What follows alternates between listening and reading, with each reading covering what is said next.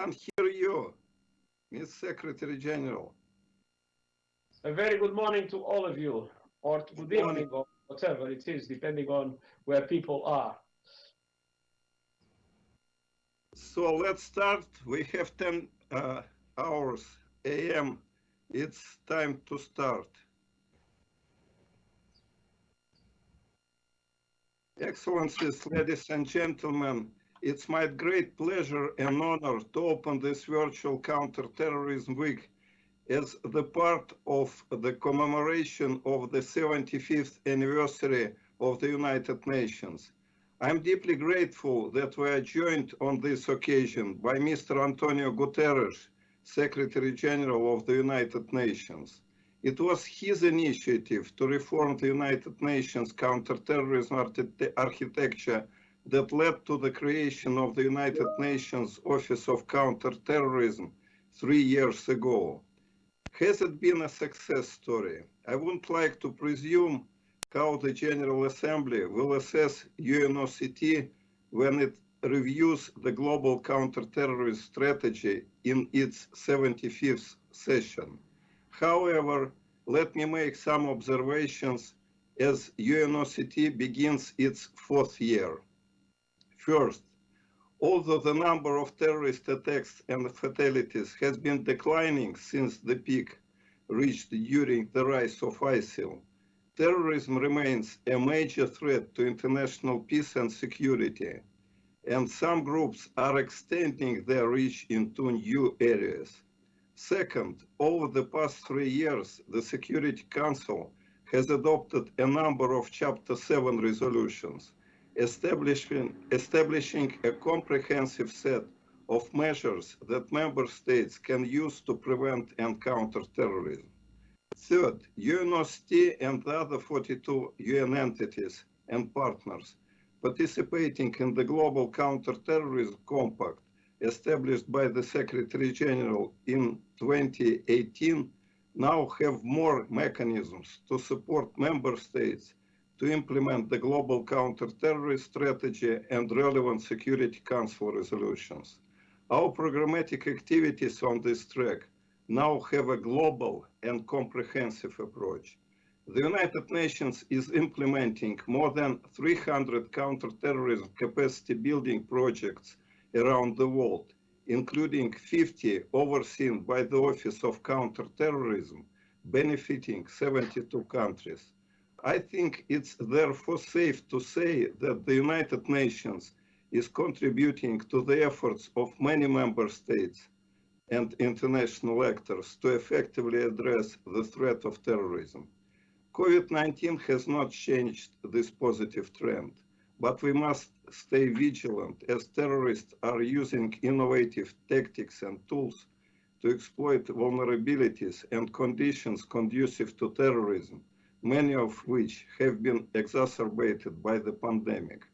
And we must take urgent action to address unresolved issues, such as the situation of foreign terrorist fighters and associated women and children detained in camps in Syria and Iraq. While we look forward to the postponed review of the United Nations Global Counter-Terrorist Strategy, today we have an opportunity to jointly reflect on the strategic and practical challenges of countering terrorism in a global pandemic environment. This webinar sets the scene for the week with a forward-looking focus on the counters, pivot points, and benefits of multilateral collaboration in a post-COVID-19 world and the implications for counterterrorism. In subsequent sessions, representatives from member states, United Nations entities, civil society, and the private sector will address specific counterterrorism topics in light of the COVID-19 crisis across all 4 pillars of the global counterterrorist strategy.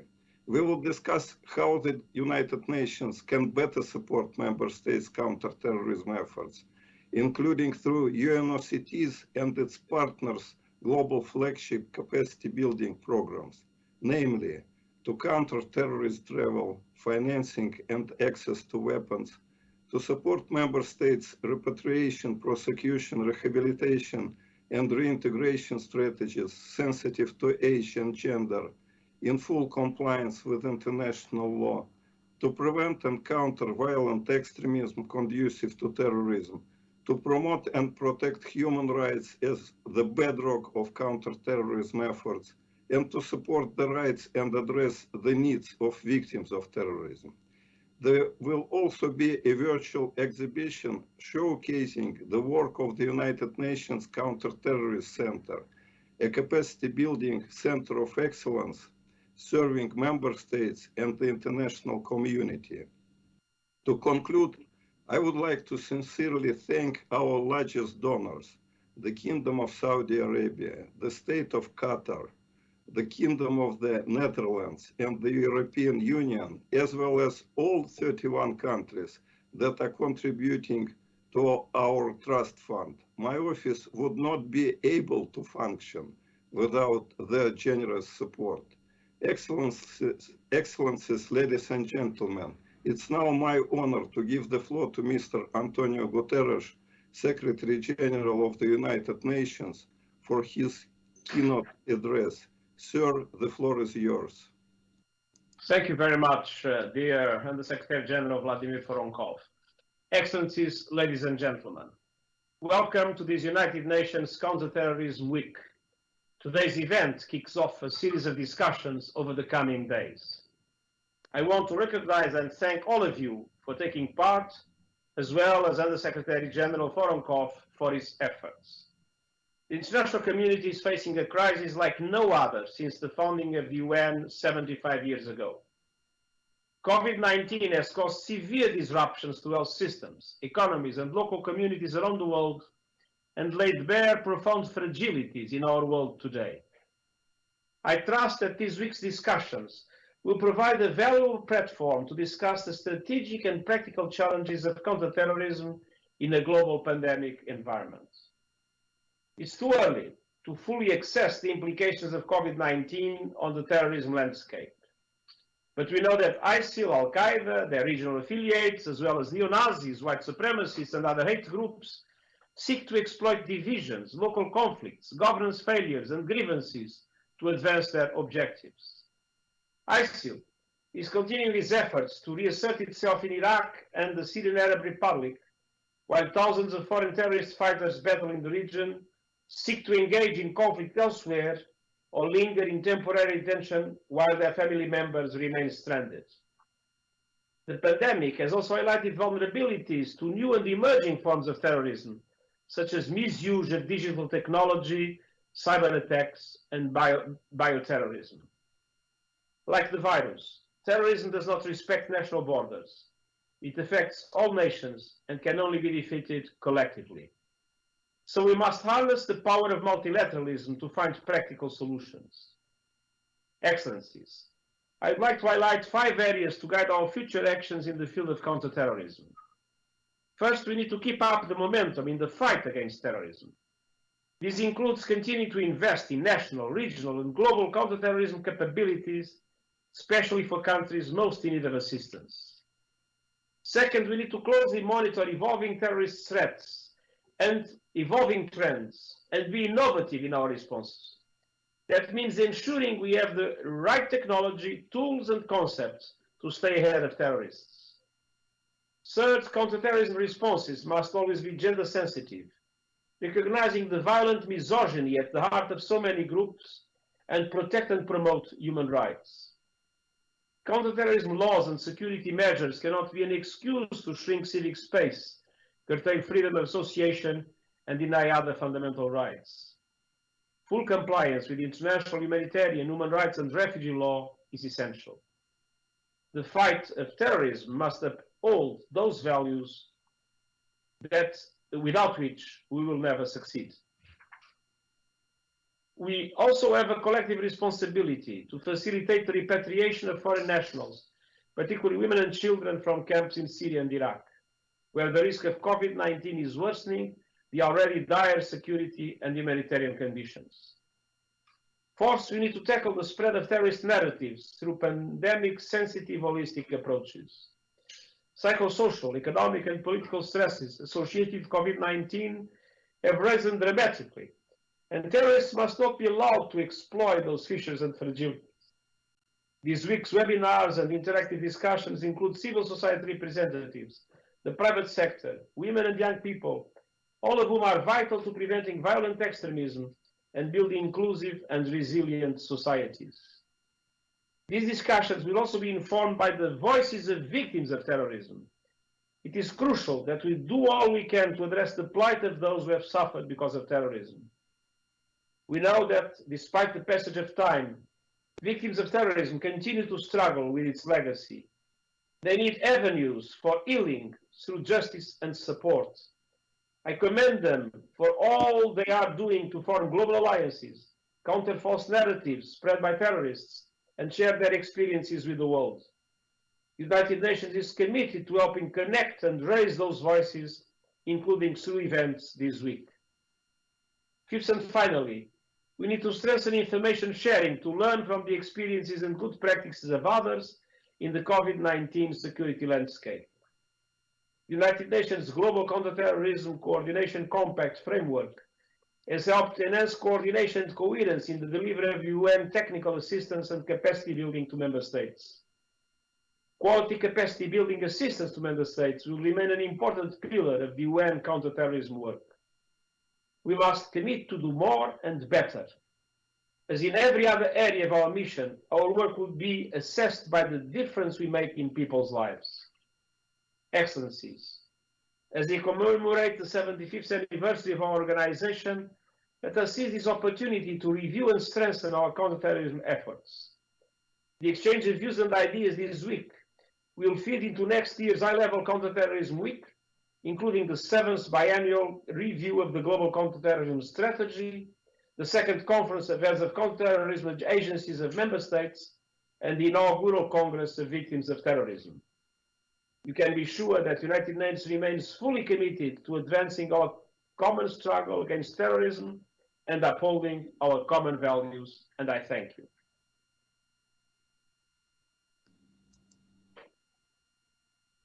Thank you very much, Mr. Secretary General, for your leadership through the COVID-19 crisis, bringing the international community together.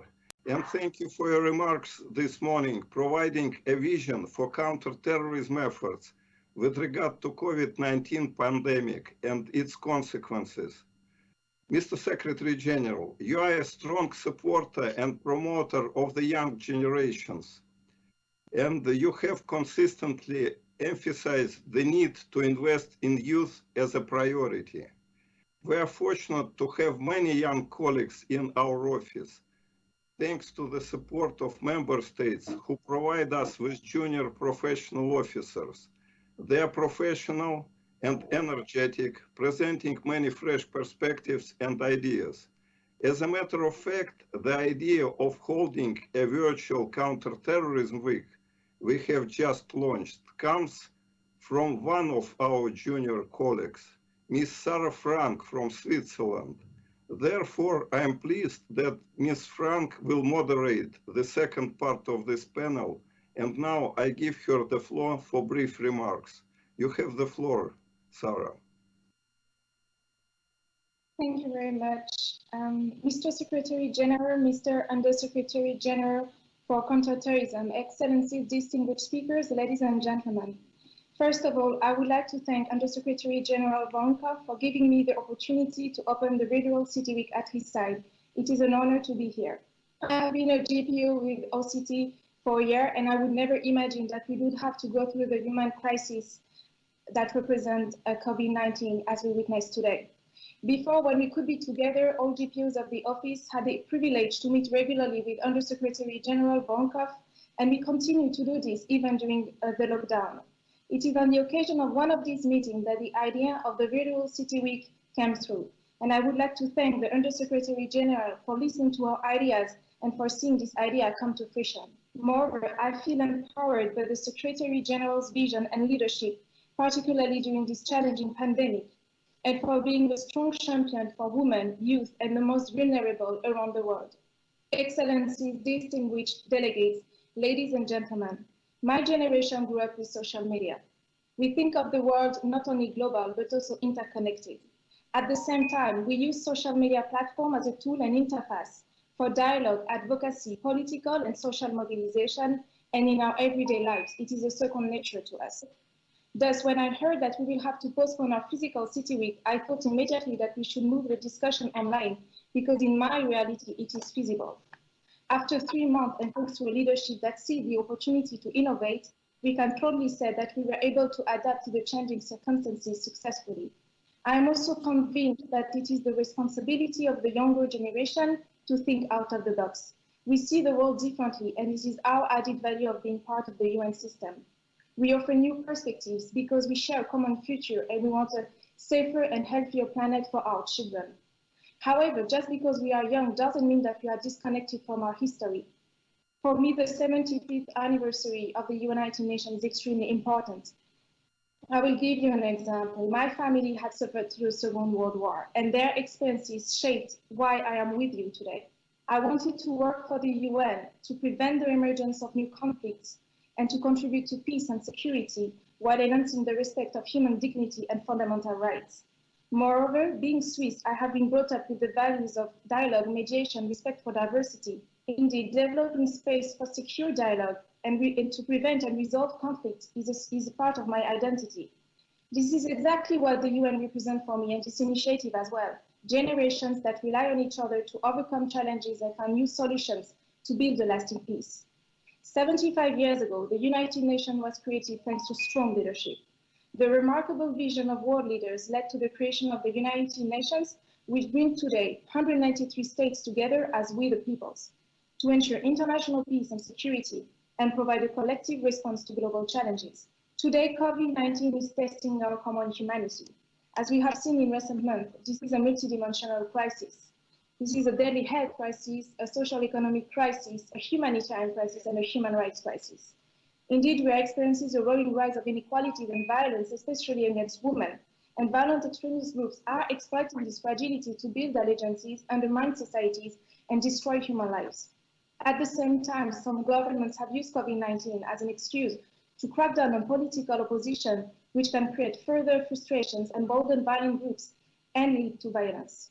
COVID-19 and terrorism are both global challenges that require global responses. As we realized 75 years ago, multilateralism and inclusivity are vital to tackle global challenges and prevent new threats to peace and security. It is also vital that governments include all their citizens, in particular women and young people, but also civil society organizations in the decision making, because the state alone cannot tackle these complex issues. This is what this virtual City Week aims at, to connect the dots between states and individuals in order to find global but also creative and human responses for countering terrorism and preventing violent extremism in the long run. In these challenging times, I think back to the authors of the UN Charter. 75 years ago, they were able to overcome their differences and inspire future generations to build a lasting peace. Today, in the same spirit, Secretary General Antonio Gutierrez called for a global ceasefire that resonates around the world. As a UN Junior Professional Officer, I want to continue the work of UN to help tackle the new global challenges we face. Thank you very much.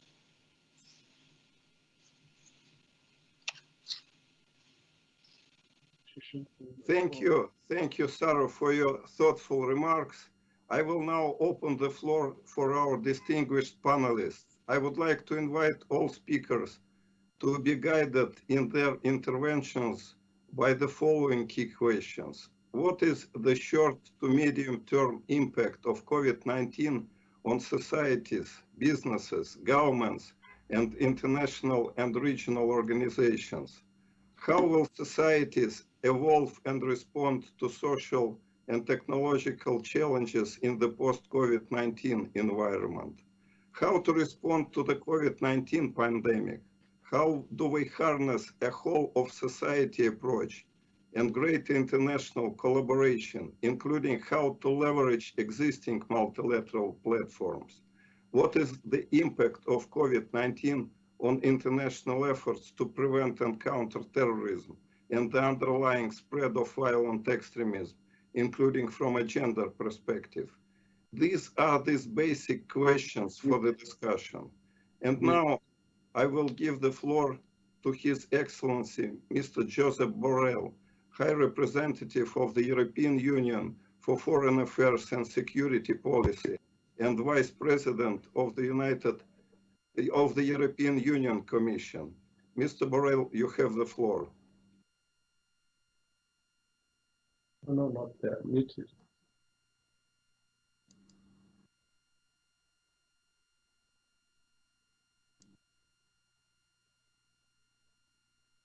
Mr. Secretary General, Mr. Under Secretary General, Excellencies, distinguished delegates, it's a pleasure for me to be here with you today, even if it can only be by online means.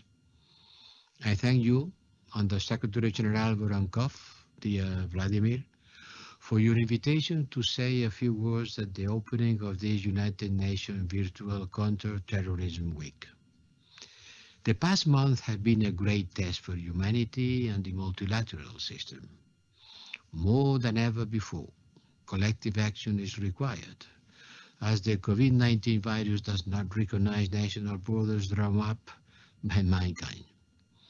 We are all at risk, as the pandemic is exposing not only the vulnerabilities of the most fragile countries, but also of the most powerful ones.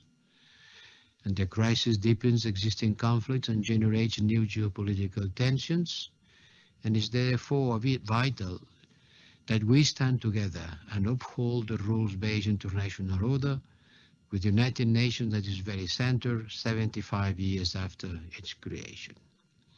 I have fully supported from the very beginning the call of Secretary General, my friend Antonio Gutierrez, for the international community to work together to respond to our crisis, which unfortunately is still far from over. COVID-19 affects all areas of life and will also have its implication for global security. This includes terrorism, which sadly continues to be one of the most important threats to international peace and stability. We need to develop a common understanding of the implications of the pandemic on counter-terrorism efforts across the world. It's true that in some places the crisis has led to a reduction of terrorism activity, mainly due to the mobilization of state security services. But in other regions, terrorism and human suffering caused by it continues unabated. We at the EU will remain committed to stability in those theaters, together with local authorities, community actors, the United Nations, and the international community, with diplomatic efforts, programs to support development, and with military and civilian missions. We need to stay vigilant, as new social and political grievances caused by the economic downturn will provide fertile breeding ground both in the streets and online. It is in this light that I am pleased that the European Union member states last month reiterated their commitment to further strengthen the fight against terrorism in its external dimension. They restated their commitment to the values that lie at the base of the European Union's approach in countering terrorism and violent extremism. From respect of human rights to a strong commitment to the principles and objectives of humanitarian action, and in a particular focus on prevention of radicalizations leading to violent extremism and terrorism. No one of us can fight terrorism alone. The European Union will continue to strengthen its partnership with the leading global actors, first and foremost with the United Nations. We already have a solid base for further cooperation, including a regular high-level political dialogue on counter-terrorism, jointly led by the UNOCT and European External Action Service, and a growing portfolio of concrete actions on the ground. The review of the UN Global Counter-Terrorism Strategy, foreseen for the next year, will be an important moment to take stock and define the way forward together with all United Nations member states. As always, you can count on our active engagement and support. Thank you again, Mr. Secretary General, for this opportunity. I wish you and colleagues an insightful and productive week. Thank you very much.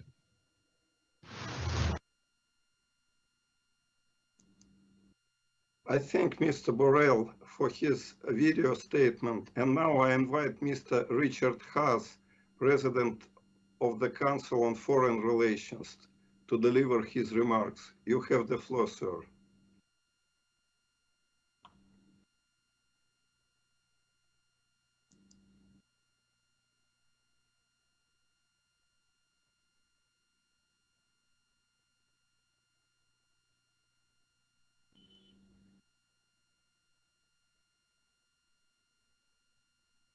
Mr. Haas, please unmute yourself.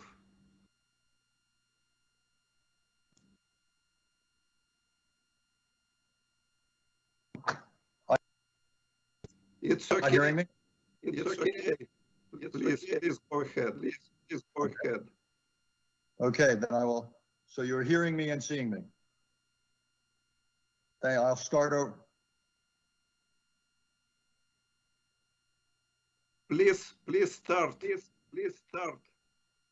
Okay, I will start. The effect of the pandemic will be to accelerate history. Most of the trends that were identifiable before COVID-19 hit the world, before 6 months ago, are still visible now, but in many ways they are intensified. And again, this is mostly for the worse, I am sorry to say. And this is true about friction among the major powers. This is true about challenges for weak states. This is true about the decline in democracy around the world. I could go on. But this is an added challenge to the international system. Secondly, I do think the tendency or the trend will be to increase the role of governments within their economies and societies. This again poses some challenges for democracy and for individual rights. It also potentially poses problems for long-term economic performance. It's a result both of the direct cost of dealing with the pandemic, dealing with the economic dislocation. And again, the question is whether the balance between markets and governments can be adjusted as the pandemic fades. In terms of the realm of global health, I would make a few points. I believe that the requirement for the World Health Organization to reform is obvious. I do not support my own government's decision not to participate in it financially or otherwise. But again, I do believe the WHO must reform, and either it will reform or increasingly the world will have to find ways to work around it. That is perhaps not optimal, but I think it will become a reality, and we may end up in a hybrid world where the World Health Organization performs certain functions and other organizations perform complementary or supplementary functions.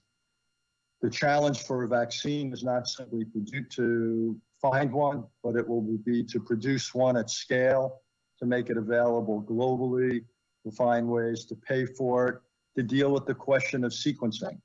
If we have 8 billion people who require vaccinations, there will not be 8 billion vaccines immediately available. The question of managing the distribution of a vaccine, if we can produce it at scale, if we can pay for it, is going to be extraordinary. And I think this needs to be a major priority.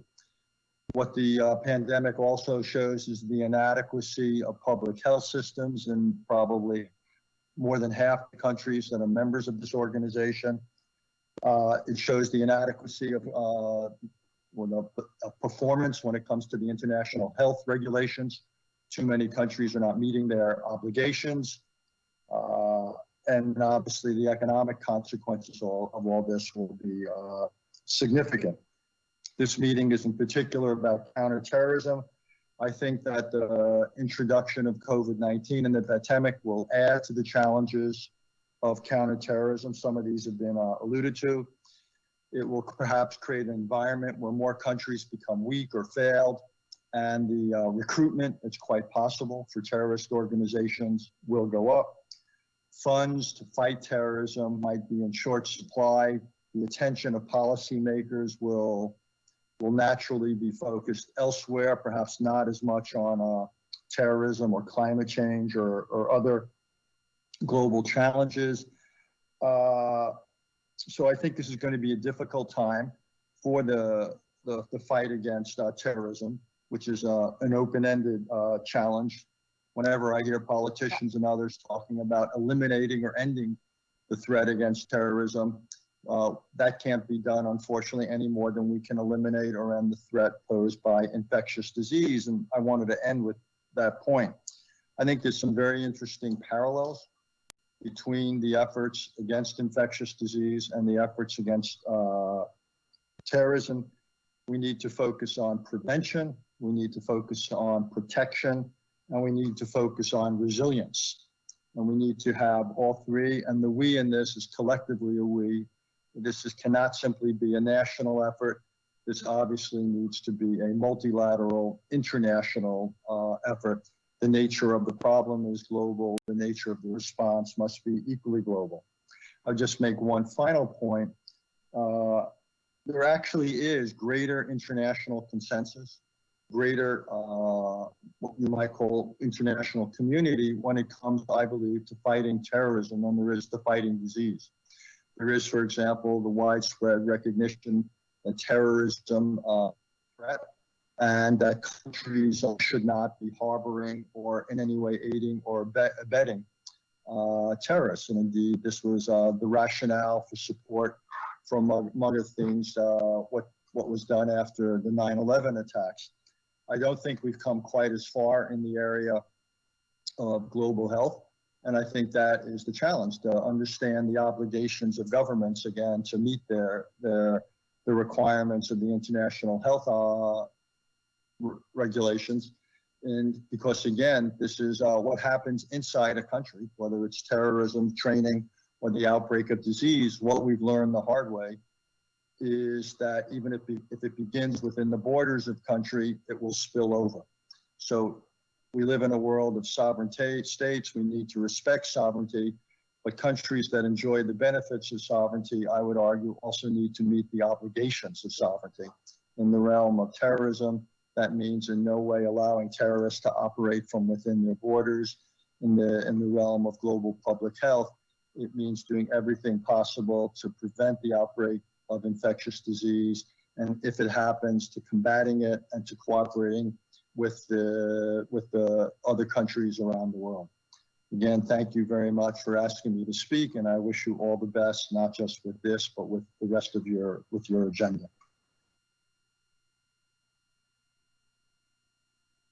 I thank Mr. Haas for his remarks. Thank you very much for very strong support expressed with regard to multilateralism. I think it's absolutely key issue when we are speaking about countering terrorism effectively. So, of course, commitments of the member states are of crucial importance in this regard, and we hope that the support of counterterrorism activities of the United Nations will go on despite all the difficulties. And now I would like to invite His Excellency Ambassador Kais Kaptani, Permanent Representative of Tunisia to the United Nations and Chair of the Security Council's Counter-Terrorist Committee, to deliver his remarks. Ambassador, you have the floor. Thank you very much, and good morning, everyone. Mr. Secretary General, Excellencies, distinguished delegates, it is my honor to participate in today's opening session of the virtual Counter-Terrorism Week in my capacity as Chair of the Security Council Counter-Terrorism Committee. Having to meet virtually is, of course, a sign of unprecedented times we are living in.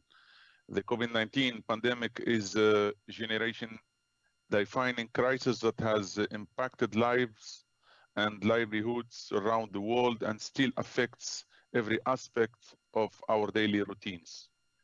In the midst of these changes, the threats posed by terrorism and violent extremism conducive to terrorism continue to be felt worldwide. The virtual Counter-Terrorism Week provides a vital forum which brings together member states, UN officials, international and regional organizations, and civil society representatives to discuss strategic, operational, and practical challenges in countering terrorism and violent extremism conducive to terrorism during a global pandemic. I look forward to hearing today from a diverse range of stakeholders as we take stock of the impact of the pandemic on the terrorist landscape and member states' effort to address it. Excellencies, distinguished delegates, despite the pandemic, the Counter-Terrorism Committee and its Executive Directorate have continued to work with member states and other UN entities, as well as with international and regional organizations and civil society toward our common goal on countering terrorism and violent extremism conducive to terrorism. The committee, supported by CITED, deployed tireless efforts to ensure that the Security Council remains informed, responsive, and united in preventing and countering the terrorist threat in these exceptional circumstances. CITED has also continued to monitor, promote, and facilitate member states' implementations of the relevant Council resolution within a human rights compliant and gender-sensitive framework. This close collaboration demonstrates our shared determination to secure a world free of terrorism and our shared resolve to continue supporting member states and other partners in addressing the threats and challenges posed by COVID-19. Drawing on CITED's engagement with member states and its other key partners, including the members of its global research network, CITED recently published an analytical report on COVID-19, terrorism and counterterrorism. The document describes how terrorist groups have sought to exploit the pandemic, as well as the potential short-term and long-term impact of COVID-19 on counterterrorism, and the pandemic may have resulted in temporarily limiting the operational activity of terrorist groups by reducing their capacity to conduct offenses against big crowds and soft targets, and by disrupting their movement, resources, and chains of supply.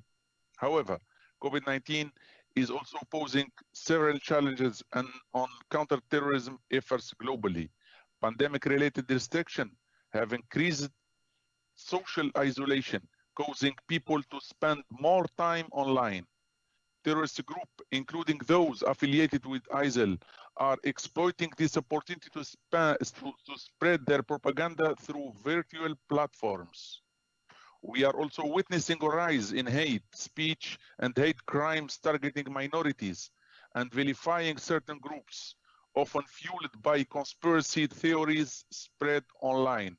In this regard, I welcome the Secretary General's initiative to counter the current infodemic of misinformation, which also calls to protect human rights and fundamental freedom against censorship. With global attention focused on pandemic-related challenges, terrorist groups are seeking to capitalize on the situation by undermining state authority and launching new attacks. Furthermore, the sudden downturn in the global economy and growing scarcity of resources and services are exacerbating socioeconomic, gender, and other inequalities. This condition can increase existing grievances and create the environment for radicalization to violence that can be exploited by terrorist groups.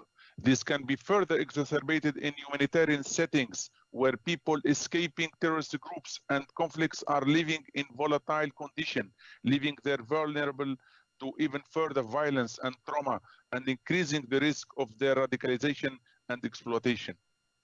Excellencies, distinguished delegates, like terrorism, the COVID-19 pandemic is a global phenomenon. We must therefore act together in a unified and collective manner on the basis of scientific fact and evidence-based policies that are in full compliance with human rights.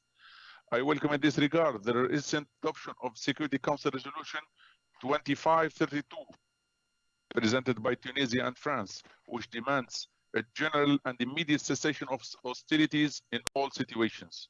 However, it is essential to bear in mind that this general and immediate cessation of hostility and the humanitarian pause do not apply to military operation against terrorist groups designed by the Council and all individual groups undertaking and entities associated with them.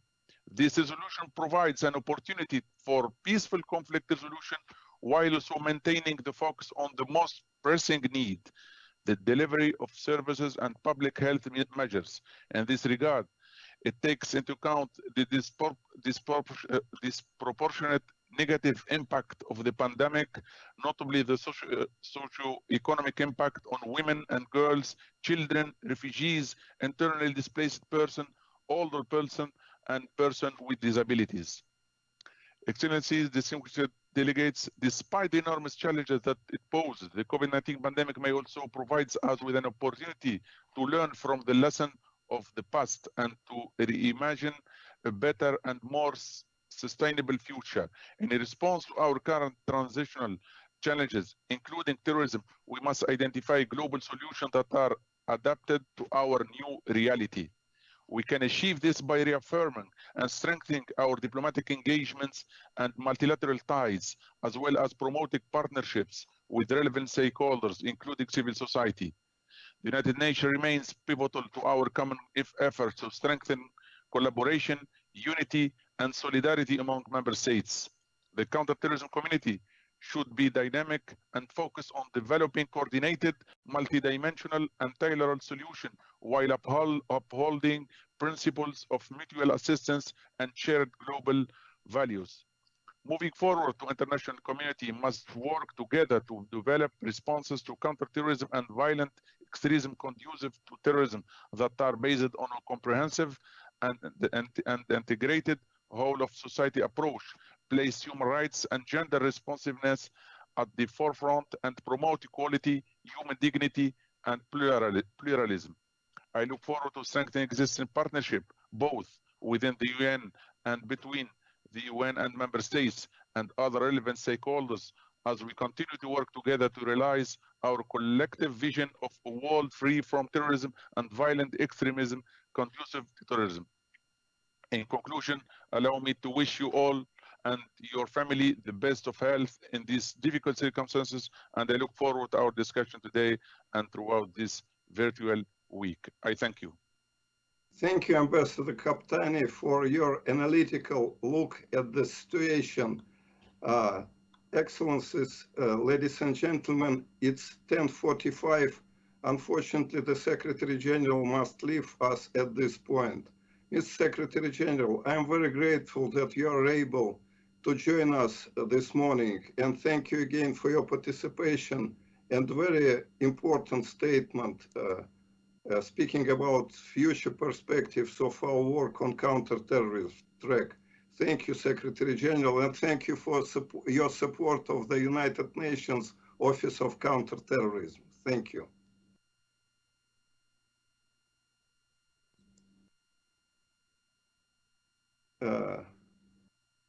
And I'm pleased now to hand over the moderation to my co-chair, Madam Sarah Frank. Sarah, you have the floor. Thank you very much, Undersecretary General Voronkov. I am pleased to now give the floor to Mrs. Hada Fatih Wali, Undersecretary General and Executive Director of the United Nations Office on Drugs and Crime. Madam, you have the floor. Thank you. Excellencies, ladies and gentlemen, dear colleagues. My thanks to USG Voronkov and my fellow panelists. It's an honor to join you for this important and interesting discussion. Even as we meet today, the contours and pivot points of the post-pandemic world are still being defined, and the COVID-19 crisis is far from over. But one aspect that we can be sure of is that the post-COVID-19 world will be a poorer world, where inequalities threaten to cast a larger shadow over efforts to achieve sustainable development, peace and security, and to hinder the shared fight against terrorism. Between 71 and 100 million people could be pushed into extreme poverty, according to the World Bank. In the first month of the crisis, ILO estimates that the earnings of the nearly 1.6 billion workers in the informal economy declined by 60%. Almost 77% of the world's young workers are employed in the informal sector, unable to do their jobs remotely and with no access to social protection. A poorer and less protected world is one that is more vulnerable to exploitation by organized crime groups, by the profiteering and the corrupt, and by the terrorists. With youth and marginalized groups facing limited prospects for jobs and other opportunities, terrorists will certainly seek to capitalize on their frustrations.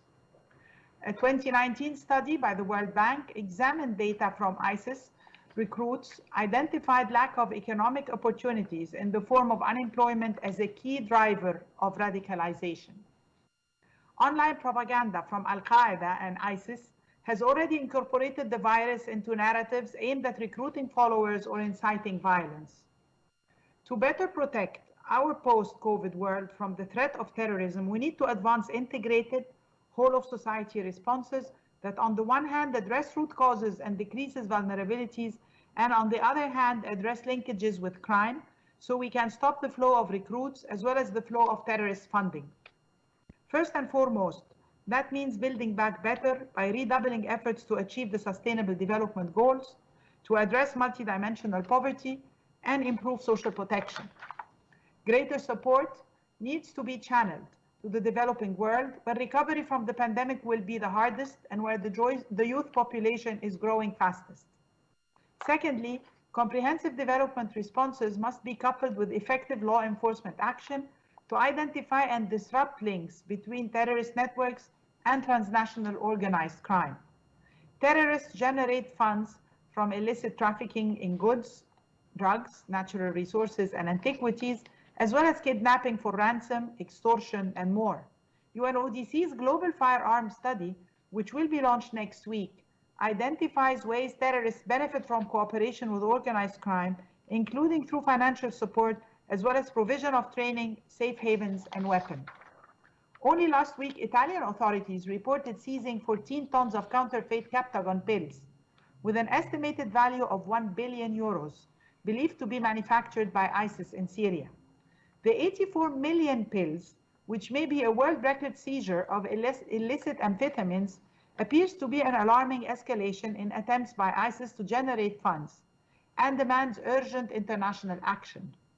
UNODC has broad mandates dealing with organized crime, terrorism, drugs, and corruption, which has enabled our office to provide comprehensive technical assistance to strengthen member state responses across the criminal justice chain.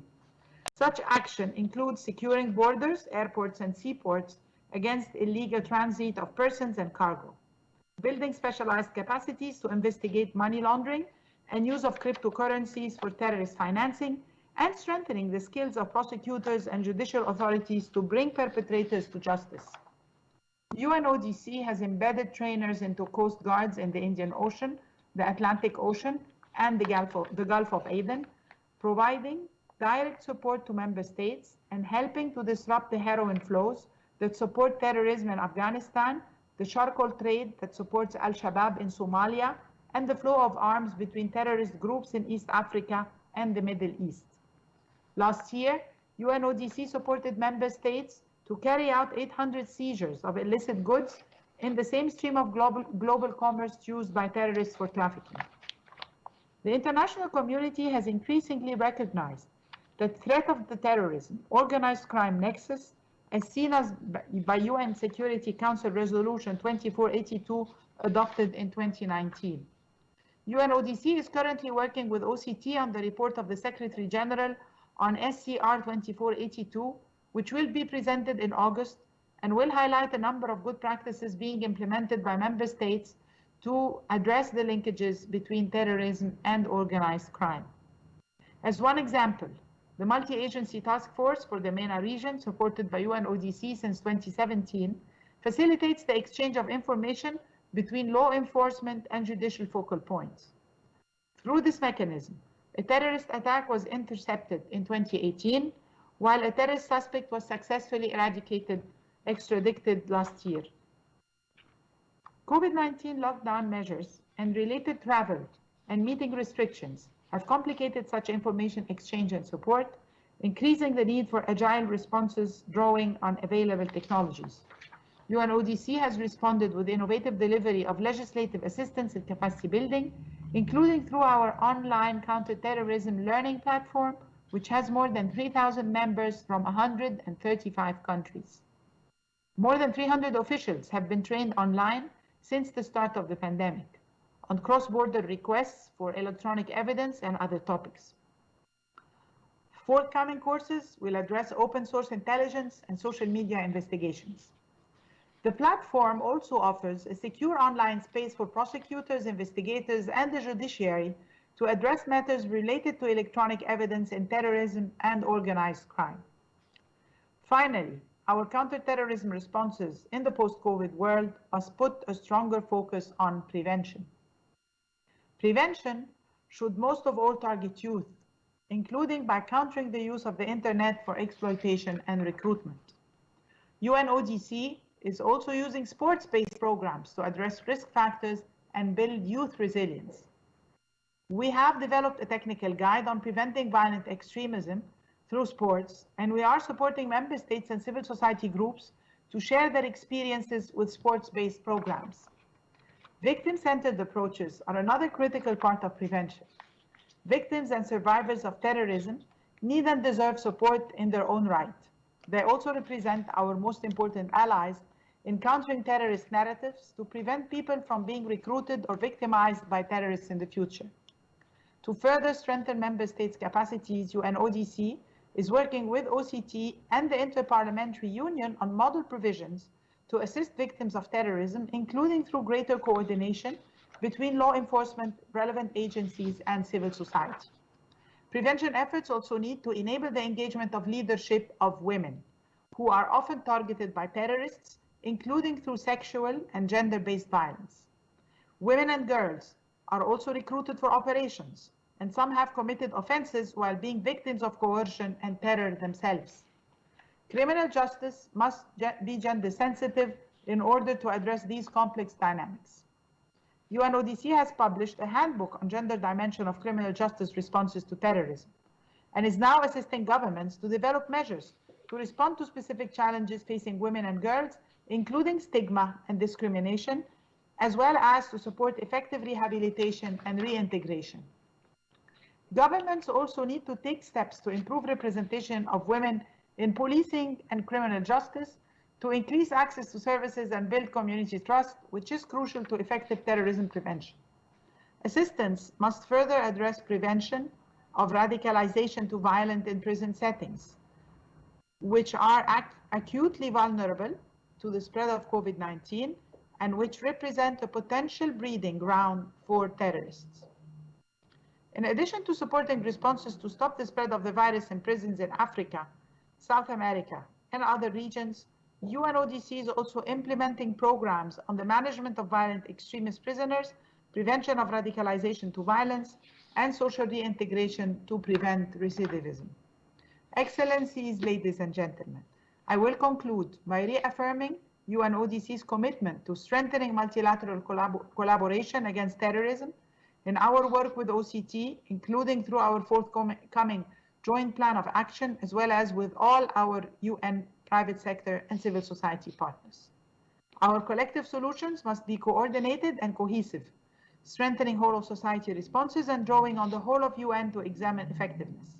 Together, we can promote greater inclusion and greater resilience to prevent and counter terrorist exploitation of the COVID-19 crisis and our recovery. Thank you very much. I thank the Secretary General Wali for her very important remarks, and I'm pleased to give the floor to Mr. Fabrizio Archil-Drummond, Under Secretary General, Head of Digital Cooperation and Special Advisor to the Secretary General on the commemoration of the United Nations 75th anniversary. Sir, you have the floor. Thank you very much and warm greetings. I hope everybody is safe and your loved ones too. What allows us to have this meeting and to talk to one another is the miracle of digital technology. Digital technology has literally saved countless lives and livelihoods during the pandemic. And yet our increased and increasing dependency on it has also brought to the fore unanticipated risks and dangers. And I want to talk briefly about these. I would like to raise three key points on security threats in the digital domain. Firstly, our dependency as societies and individuals on the digital domain has introduced a new domain for conflict and attack. For most of history, we dealt only with the warfare domains of land, sea, and more recently, air. Now we have another domain, cyberspace. Not since the invention of manned flight just over a century ago has there been such a significant expansion of means for violence, conflict, and disruption. With COVID in recent months, we've seen a significant increase in cybercrime and attacks by those seeking to do harm to citizens around the world. To illustrate this, in the first quarter of this year, while use of the internet, according to ITU, went up between 40 and 80%, there was a 350% increase in active phishing websites. One particularly alarming illustration of cybercrime in the time of COVID has been the severe uptick in digital attacks on global hospital systems. Healthcare facilities in several countries, including France, the United States, and Spain, were targets of cyber attacks, while the World Health Organization has also seen a very large increase in cyber attacks. Secondly, the pandemic has brought with it a significant increase in the use of social media for disinformation, the dissemination of violent extremist content, and the planning of terrorist attacks. As was said by the distinguished ambassador of Tunisia, Kais Katani, with people spending more time online than ever before, terrorists and other proponents of hatred and division have been provided with a captive global audience, many of whom are feeling afraid, isolated, and unable to trust authorities. Moreover, the strange alien nature of this crisis has been used to spin fear-based conspiracy theories and fuel extremism. Social media platforms and messaging services have begun to tackle this abuse of their services, but they will not be able to handle the burden alone. Heightened cooperation and information sharing is required between governments and law enforcement, as well as the private sector. The Secretary General launched Verify on the 21st of May, a campaign aimed at curtailing misinformation on social media. Thirdly, COVID has reminded us of the need to make sure the adoption of new technologies occurs within the framework of human rights law. The adoption of technologies for surveillance and tracing, as well as the restrictions on harmful content, need to be adopted in conformity with international human rights obligations. Where we cut corners and violate human rights or operate outside the rule of law, there's a risk of exacerbating distrust and subsequent extremist activity rather than curtailing it. With regard to curtailing cybersecurity threats, important work is underway on the normative side, in particular through the open-ended working group, the group of governmental experts in the Security Council, which are so ably supported by the UN Secretariat through the Office of Counter-Terrorism, through CTED, through ODA, and other Secretariat entities. We've seen encouraging voluntary efforts on terrorist and violent extremist narratives, including the Christchurch call. However, these efforts are not universal, and their reach, though broad in some cases, does not cover all the world. We also have to recognize that as important as these initiatives are, they are not yet to scale with the challenges we face. The online security threats we face go beyond what these various initiatives are able to curtail, and much more work is needed if we are to leave the world as safe as we found it before the advent of digital technology. In his landmark report for digital cooperation launched last month, our Secretary General recognized that terrorist groups and violent extremists have exploited the internet and social media. Last year, in pursuit of the Secretary General's roadmap on digital cooperation, my office has been coordinating 8 thematic multi-stakeholder groups that are working on the important areas identified in the roadmap. For example, global connectivity, digital human rights, and most importantly, digital trust and security, so as to try and better address the gaps in international digital cooperation.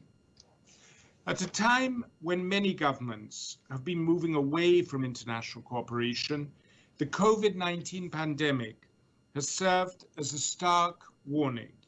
As our unprecedented dependence and need for digital technologies grows, we must collectively commit and take enhanced action together to ensure secure, peaceful, and trustworthy digital future in which human and other life is protected and respected. Thank you.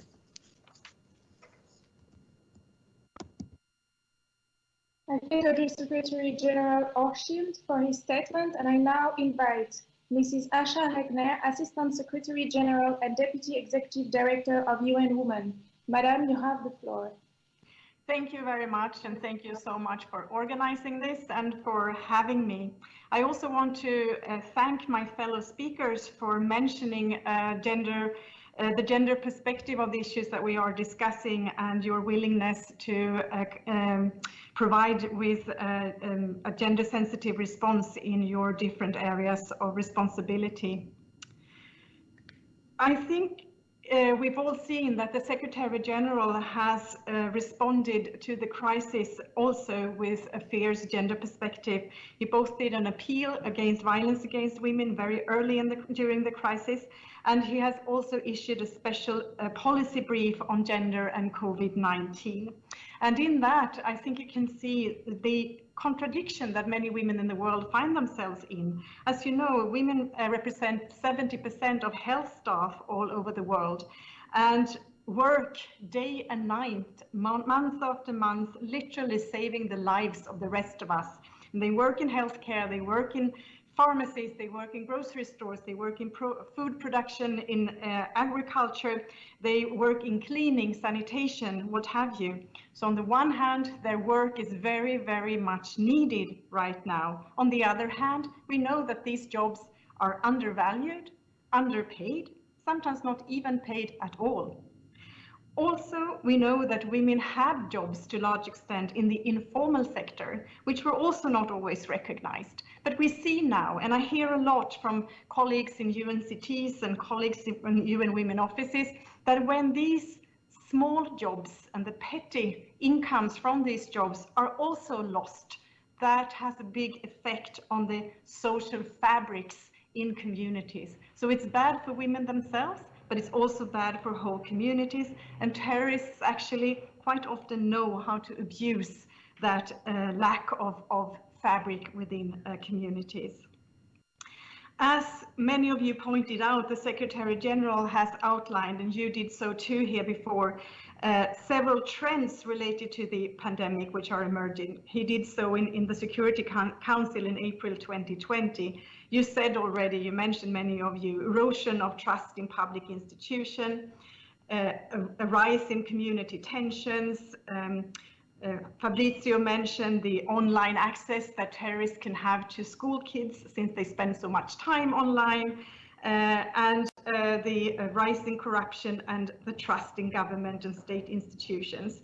As well, I also want to add the blaming of minority groups many times for the virus as such. And all of this has gender implications as well.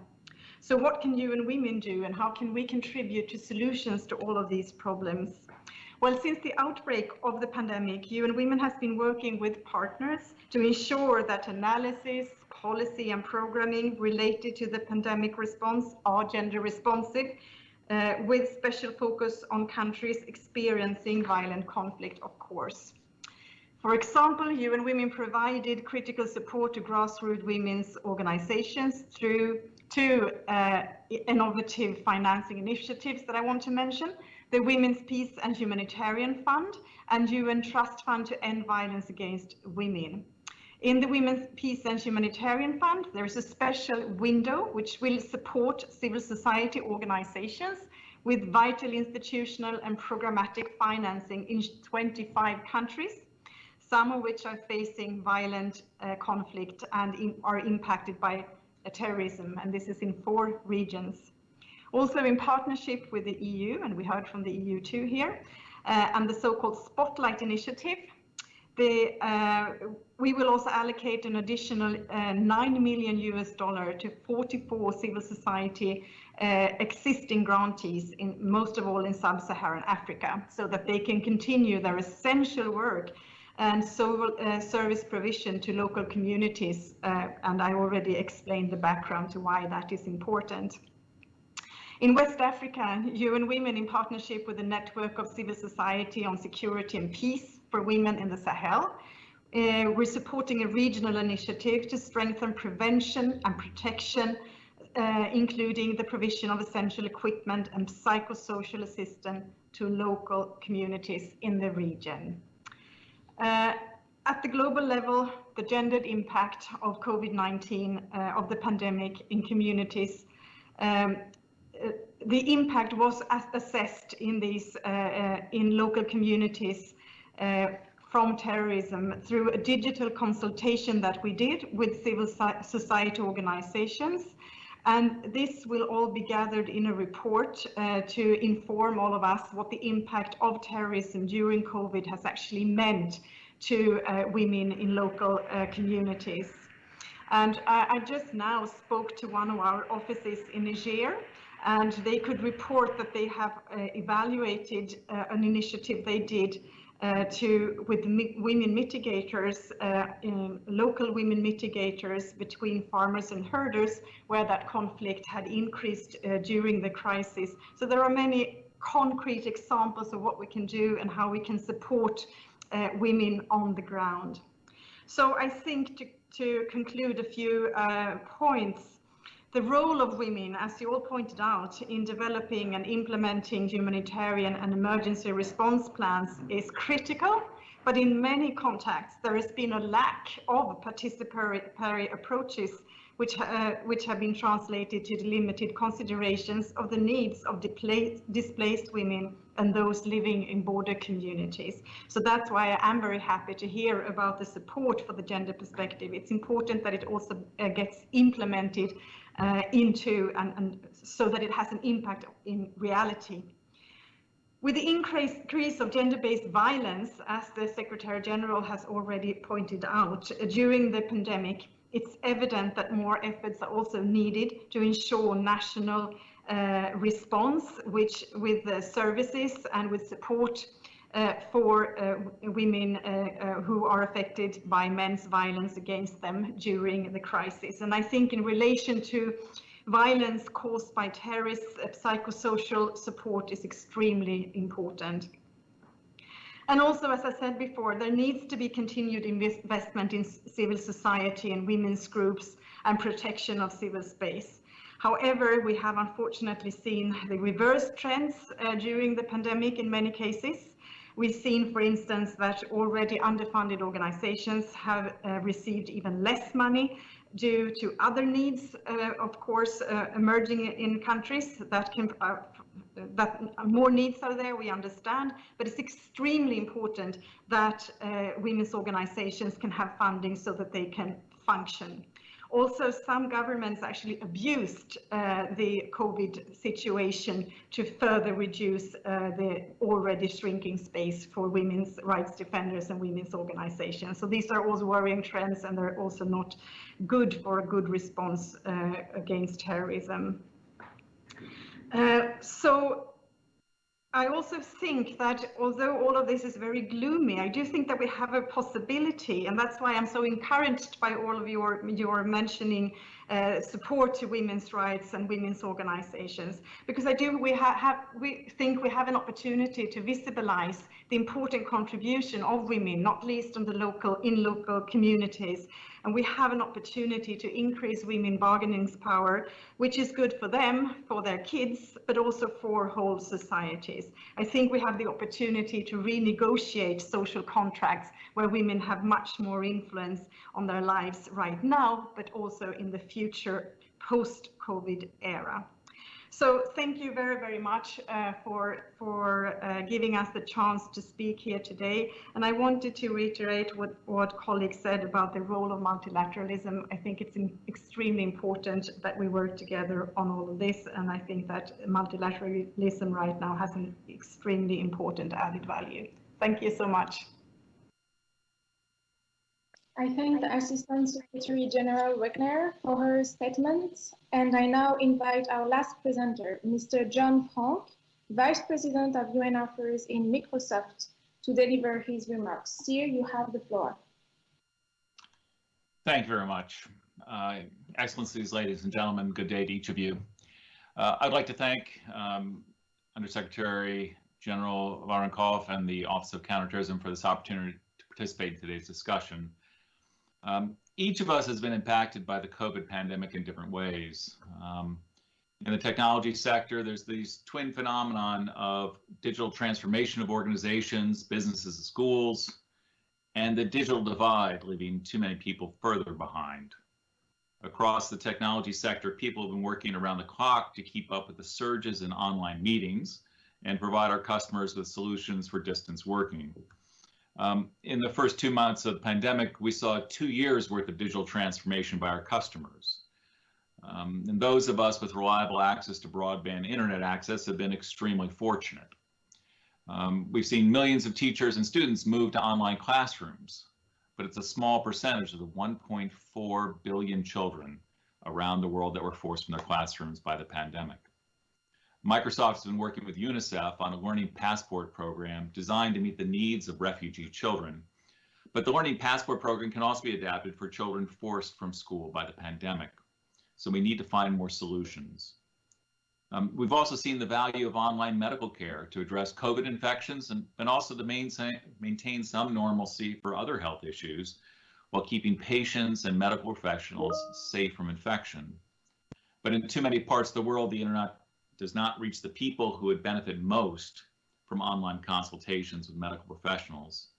And as Undersecretary General Huxell reminded us, we've seen unprecedented cyber attacks against medical institutions.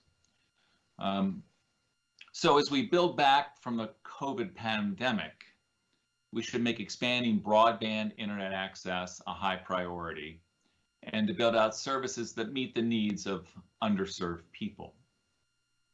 As we think about the opportunities and challenges of building back better, I want to encourage all of us to think about how we can get the best from not just multilateral cooperation, but how we can find new ways to engage all parts of society with multi-stakeholder initiatives.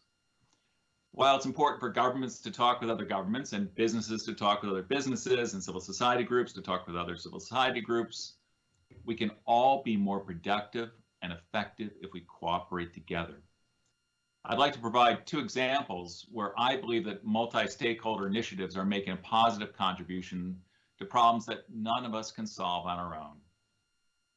2 months after the horrible attacks against 2 mosques in Christchurch, New Zealand, attacks that killed 51 innocent people in their house of worship, an attack that was live streamed and posted online more than 1 million times. On 15 November, New Zealand Prime Minister Ardern and French Prime Minister Macron brought together heads of state and government and leaders from the tech sector to adopt the Christchurch Call. The Christchurch Call is a commitment by governments and tech companies to eliminate terrorist and violent extremist content online. It rests on the conviction that a free and open and secure internet offers extraordinary benefits to society. Respect for freedom of expression is fundamental. However, no one has the right to create and share terrorist and violent extremist content online. The list of countries has grown now to 48, and the industry is represented by 7 major internet companies. In the 13 months since it was launched, industry participants have advanced the Global Internet Forum to Counterterrorism, establishing an independent advisory committee with representatives of national governments and civil society, hiring a prominent counterterrorism expert, Nicholas Rasmussen, as executive director, and creating an operational framework for a database with hashes of terrorist content that companies can use to quickly identify and act upon online postings and cooperate with industry and government when an incident occurs. The Christchurch Call and the Global Internet Forum to Counterterrorism are addressing an important problem more effectively precisely because of the multi-stakeholder inclusion and cooperation. A second example of multi-stakeholder action is the Paris Call for Trust and Security in Cyberspace. The Paris Call was launched by French President Macron and Foreign Minister Le Drian in November 2018 in connection with the 100th anniversary of the armistice ending World War I and the first meeting of the Paris Peace Forum. The Paris Call has now been signed by 78 nations, 29 public authorities and local governments, 349 organizations and members of civil society, and 646 companies and private sector entities. The Paris Call includes 9 principles that are well established in international agreements regarding cybersecurity. Signatories commit to these principles, but more importantly, to working together on the challenges to implement them. Agreement on the high-level principles is just the beginning. The hard work comes in moving from principle to practice. The ongoing work involves dialogues to elaborate each principle, developing it from a concept to operational guidance, building consensus and capacity and adoption. Governments can't do this on their own, and industry can't do it on alone. We all need to work together. Progress depends on collaboration and work by all the stakeholders. And so in summary, I want to challenge all of us to find ways to collaborate on the big global issues that now confront us, especially now as we fight the COVID pandemic and we plan to build back better. Multi-stakeholder models can help us achieve more for the people we serve. If you are in government, you call the people you serve citizens. If you're in business, we call them customers. Working together, we can better serve them all. Thank you.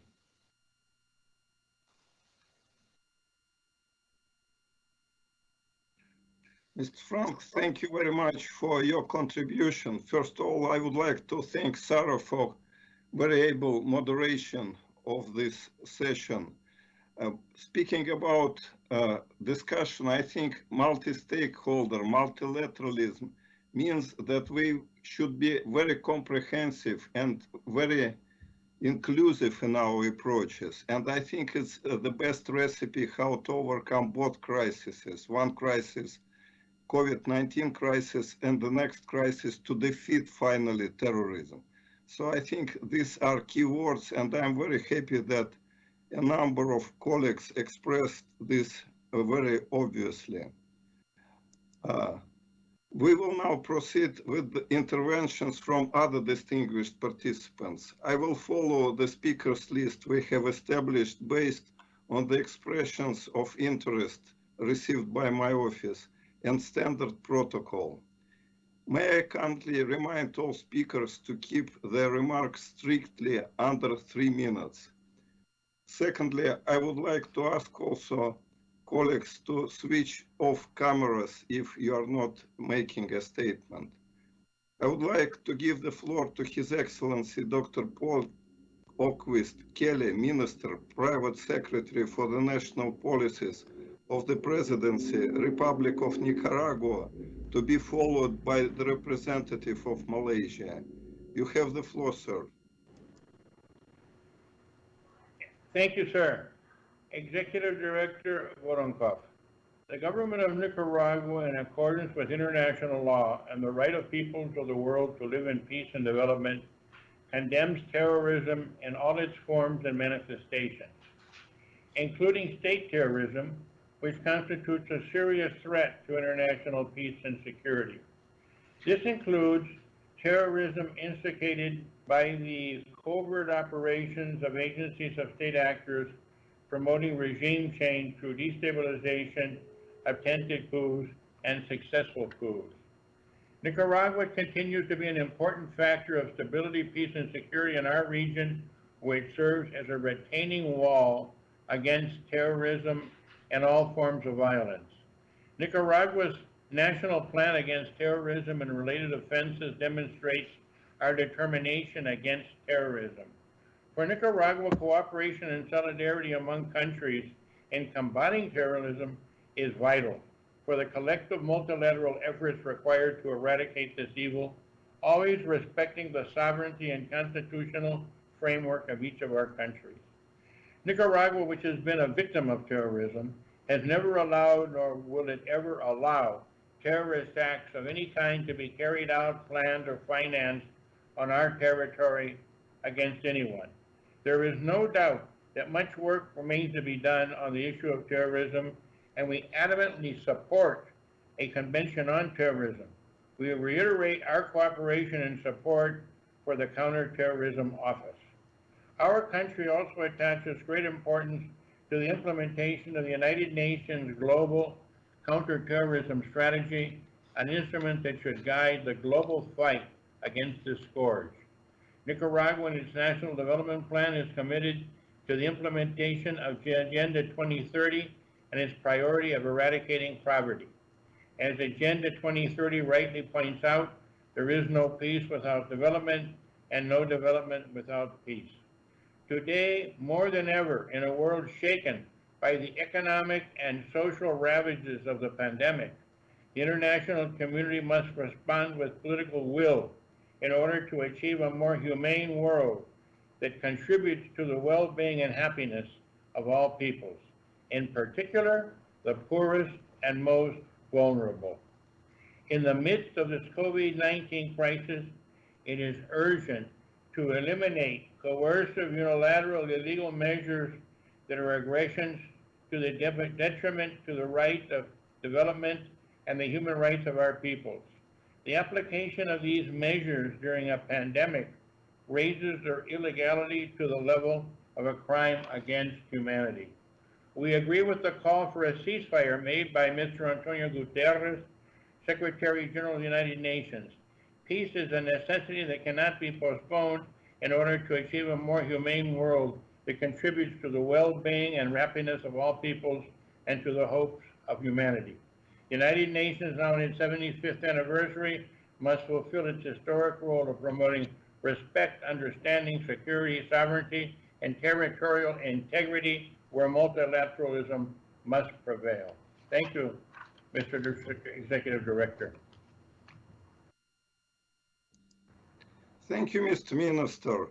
Thank you for your statement. And now I would like to give the floor to His Excellency, Ambassador Syed Mohammed Hasrin Aidid, Permanent Representative of Malaysia to the United Nations, to be followed by the representative of Kyrgyzstan. You have the floor, sir. Thank you. At the outset, I wish to congratulate USG Voronkov and the Office of Counterterrorism for organizing this virtual City Week. Across the globe, humanity is feeling the effects of the pandemic's far-reaching consequences on our health systems, economies, and day-to-day lives. At a period when human interactions have been constrained due to public health, digital innovations have grown in prominence and become our salvation, allowing families separated by distance to connect, as well as governments and businesses to continue to operate, albeit remotely, for lives to again have some semblance of normalcy. However, there is also a shared concern over what months of isolation and preoccupation to tackle the global health crisis would do to our ongoing efforts in addressing the scourge of terrorism. What we have also regrettably witnessed is that the pandemic has not stopped terrorists from attracting new recruits or staging acts of terrorism, and this could not have This could not have come at a more inauspicious time as the current well-established tools for maintaining international peace and security are operationally challenged by the COVID-19 situation. Evidently, new technologies and innovations will be the driving tools of our economies, and I would reason also of our counter-terrorism efforts during and after we get through this pandemic. Recognizing that counterterrorism is also a battle of ideas, Malaysia, through the Southeast Asia Regional Center on Counterterrorism, continues to engage with the youth and speak to them on the dangers of radicalization, creating mental firewalls to block radical ideologies from penetrating their psyche. In the same vein, Malaysia is also joining New Zealand and France to action, which seeks to eliminate terrorist and violent extremist content online. The COVID-19 pandemic has driven home an all too familiar lesson that we are only as strong as our weakest link, that no nation is safe until every nation is safe, that global solidarity is indispensable to our fight against the pandemic and also in defeating terrorism. The unprecedented level of cooperation and collaboration we are seeing today to confront and counter COVID-19 should be commended and continued in other areas of common interest, including in counterterrorism. At a time such as where we are in, when it is tempting for nations to retreat into isolation, we must not forget that we can only come out of this stronger together. I look forward to engaging on this issue as we all deliberate on how we can rebuild better and stronger in the aftermath of this pandemic. Thank you.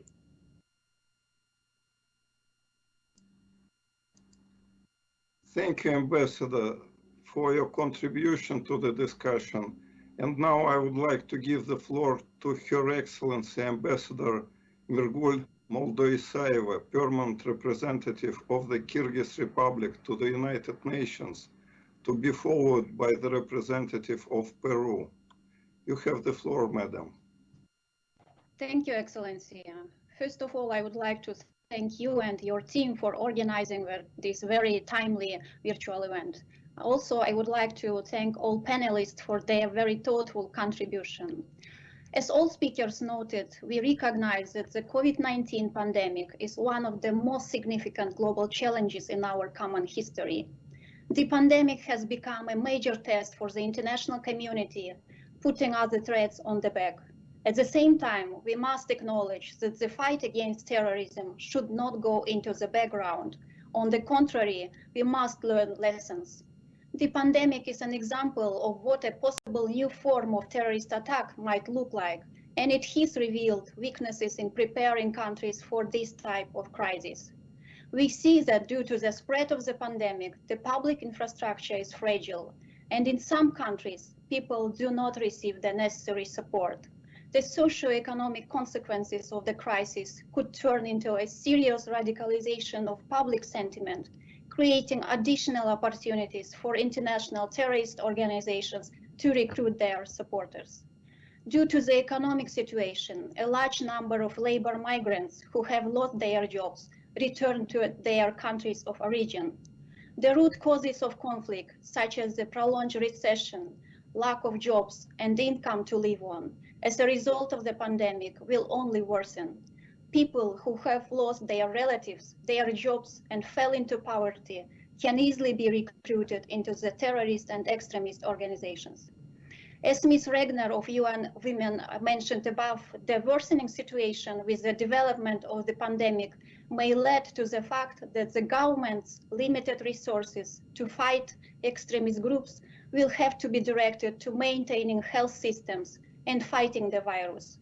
In this regard, there is an urgent need to attract humanitarian assistance to implement projects to overcome the consequences of the pandemic. COVID-19 has revealed the importance of international cross-stakeholder coordination. Cooperation between public and private sector is also critical, particularly when it comes to mitigation. And the central role of the United Nations cannot be underestimated. Considering this, the Kyrgyz Republic supports the UNSG's call to global ceasefire and enhanced international cooperation to counter the pandemic.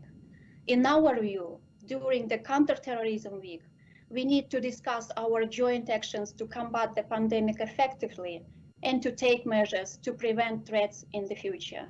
Today's crisis provides insights into how countries can better prepare for such challenges.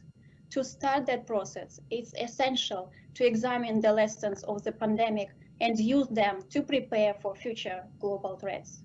My country, Kyrgyzstan, is ready to further support efforts of the UNOCT and interested in participating in the UN counter-terrorist programs and projects. I thank you, Excellency.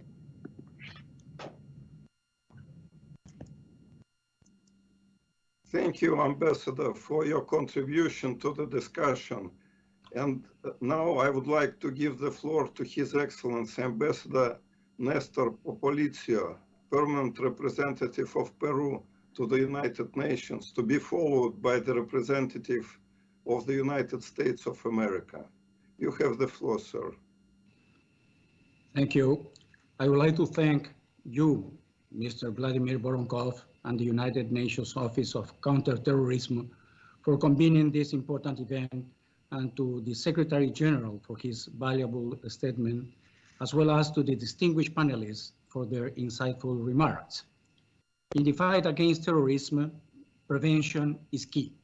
In that sense, Peru encourages a culture of peace, dialogue, and ethical values, as well as promotes social inclusion and sustainable development to contribute addressing the drivers that may lead to radicalization and violence.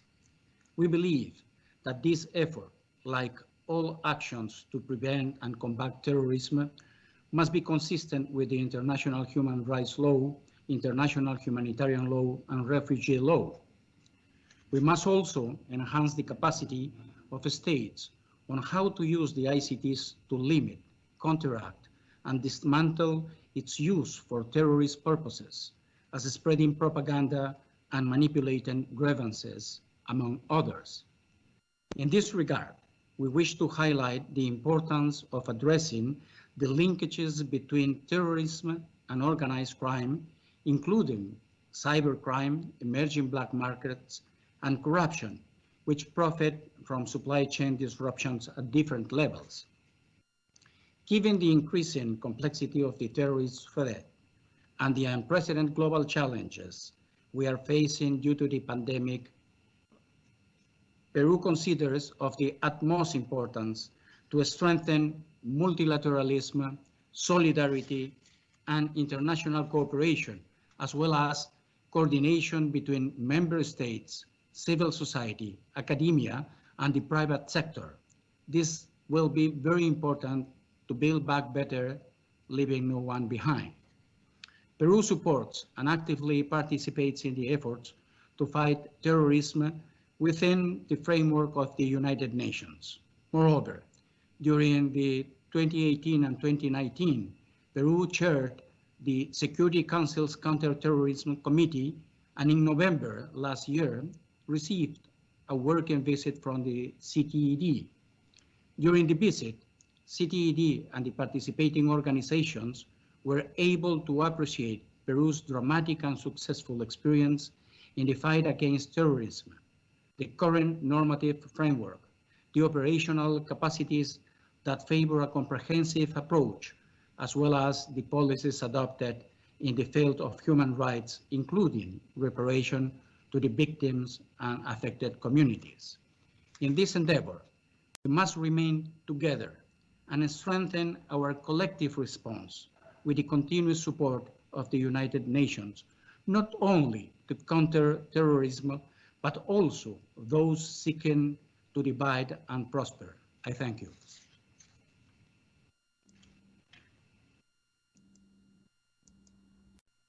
Thank you, Ambassador, for your statement. I remember very well the very effective chairmanship of Security Council Counter-Terrorism Committee by Peru. So it was a real contribution to the agenda of the United Nations on counterterrorism. So thank you again for your contribution.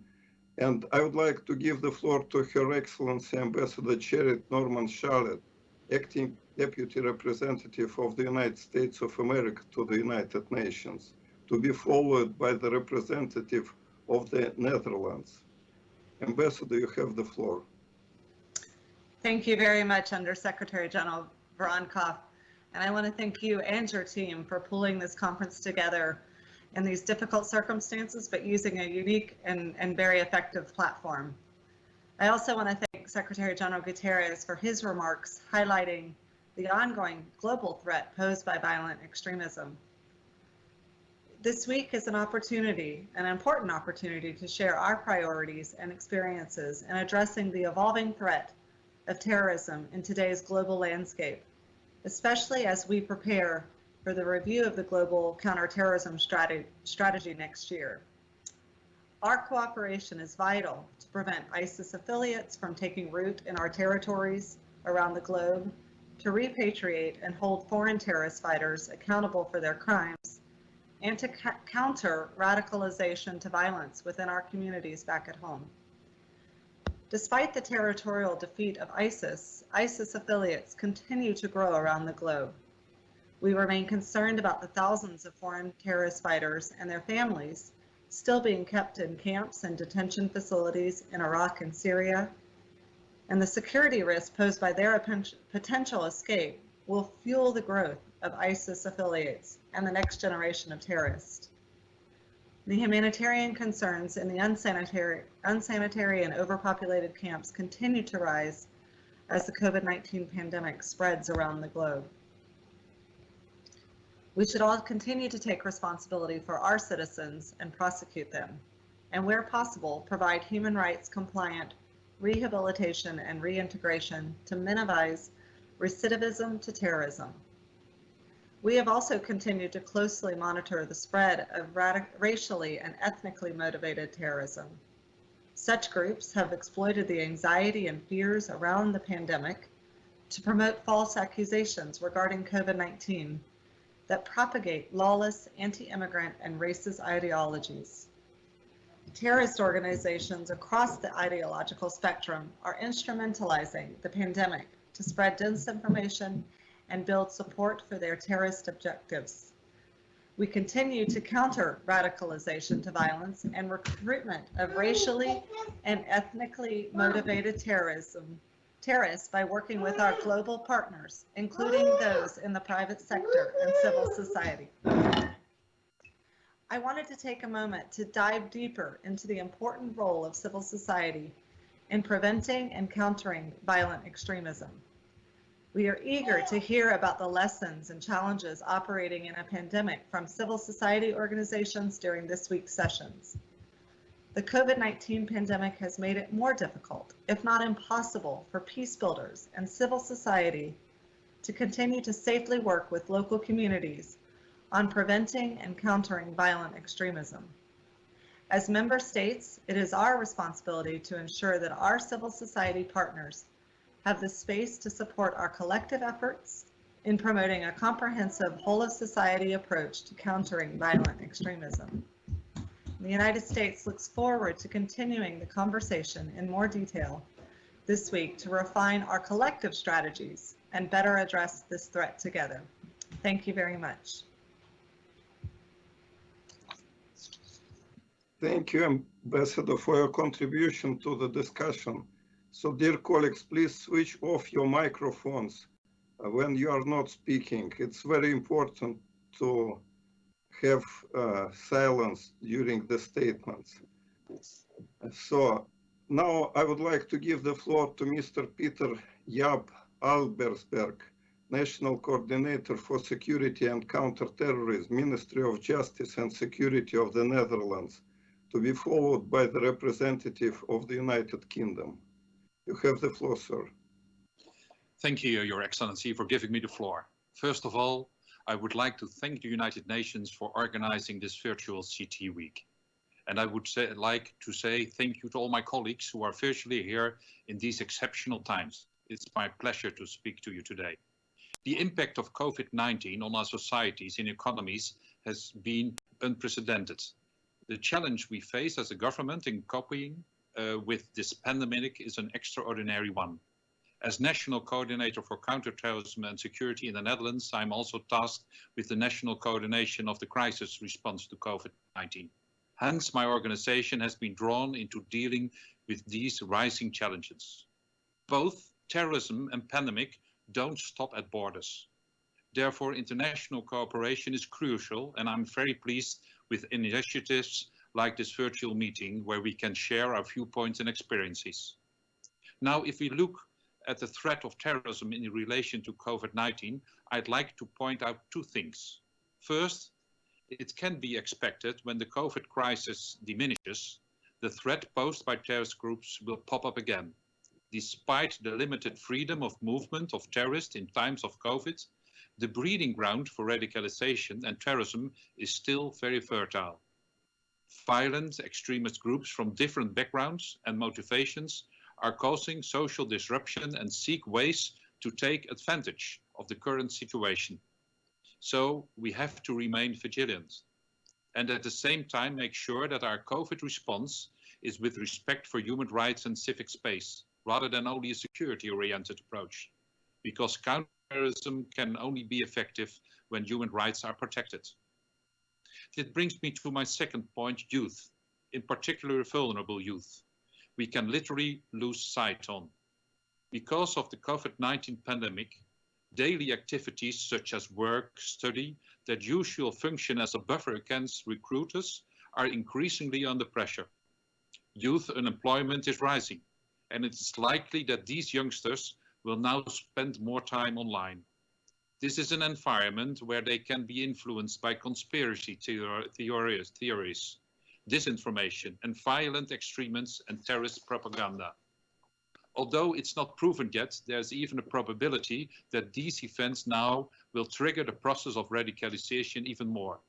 Therefore, I'll call upon all national governments and professionals in this field not to lose track on these vulnerable youngsters and invest in their education, development, and protection. To conclude, I would like to reiterate that the Netherlands will not stop countering the threat of violent extremists and terrorists. As said before, it's crucial to work together in this matter. Only together we will find counter strategies. Therefore, I would also like to urge to you to share our creative solutions with all of us. We will do the same. Thank you very much, Your Excellency.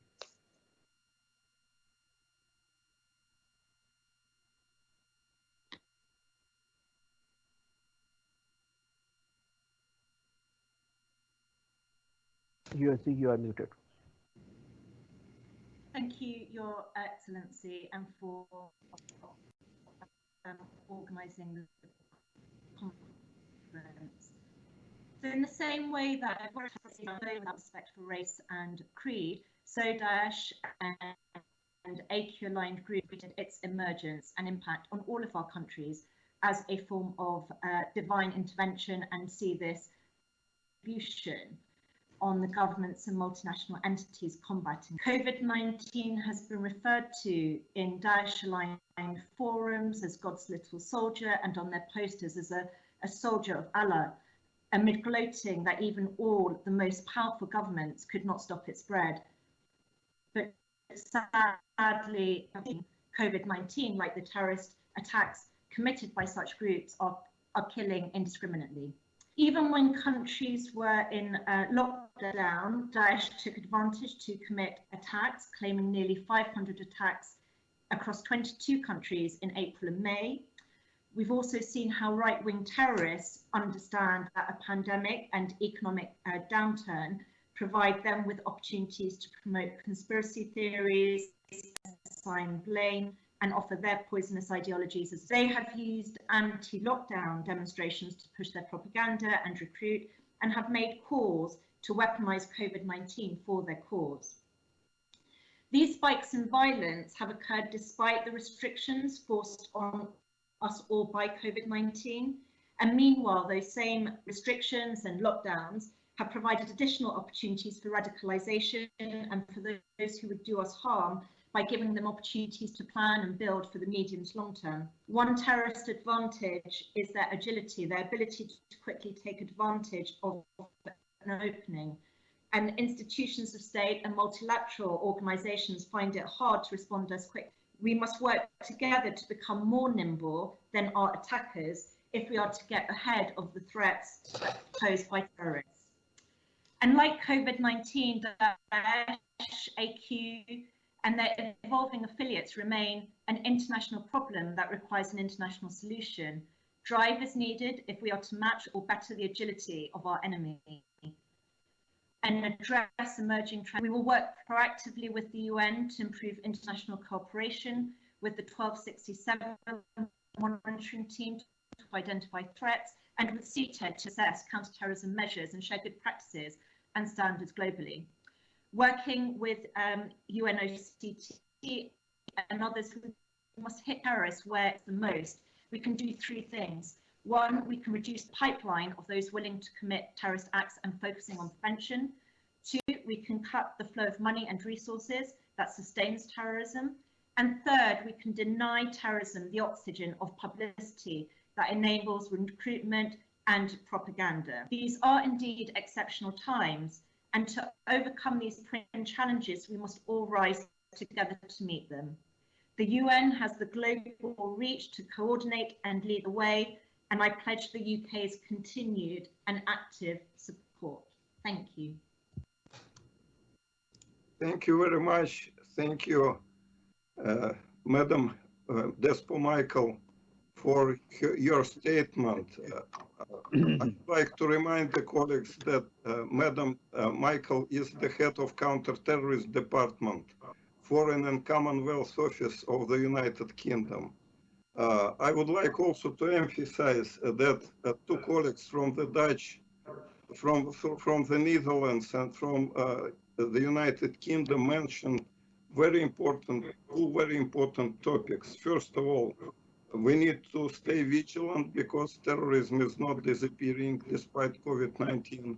And secondly, we need to put emphasis on the prevention work. I fully agree with this approach, and I think we need to concentrate on these very issues. Thank you very much. And now I would like to give the floor to His Excellency Mr. Vladimir Norov, Secretary General, Shanghai Cooperation Organization, to be followed by the representative of France.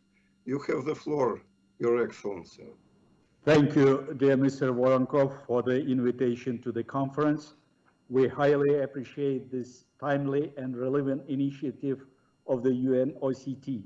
In the time of the COVID pandemic, we should not relax our attention to the continuing threat of international terrorism.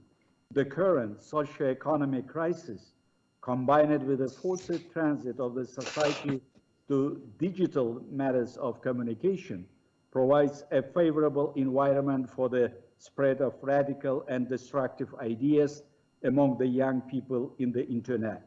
The terrorist sleeper cells involved in recruitment and propaganda activities are able to use this political and economic chaos caused by the pandemic to move into more active role.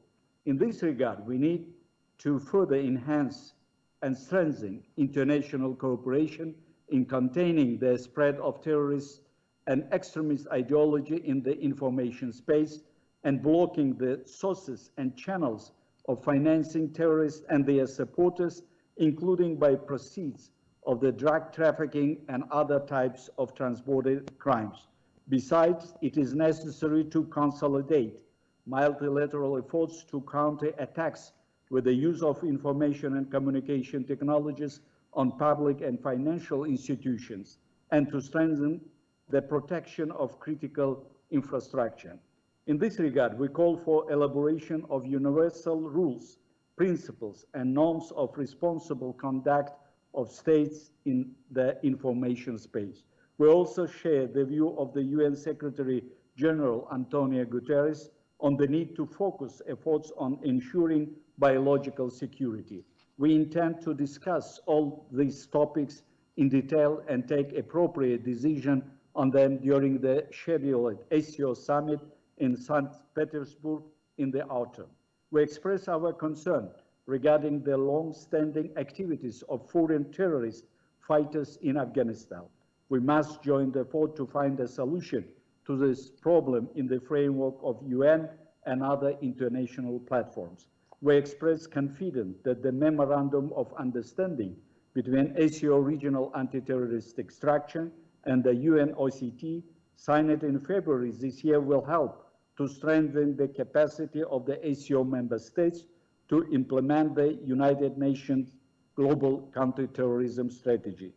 The search for generally acceptable receipts to combat terrorism must be based on the principles of depolitization, inclusiveness, solidarity, and mutual trust.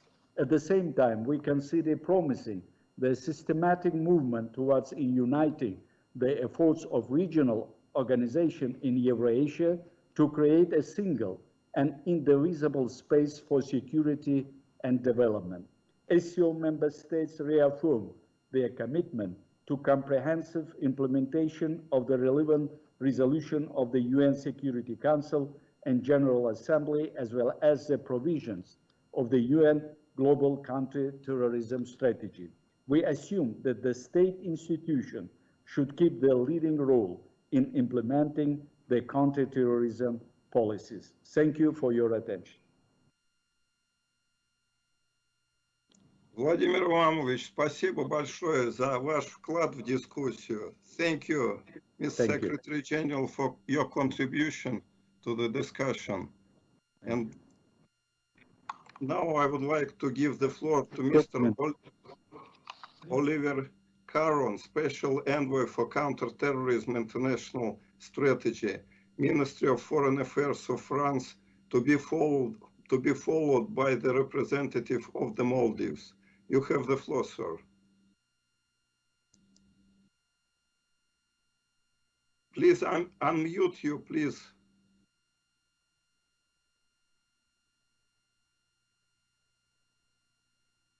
There we go.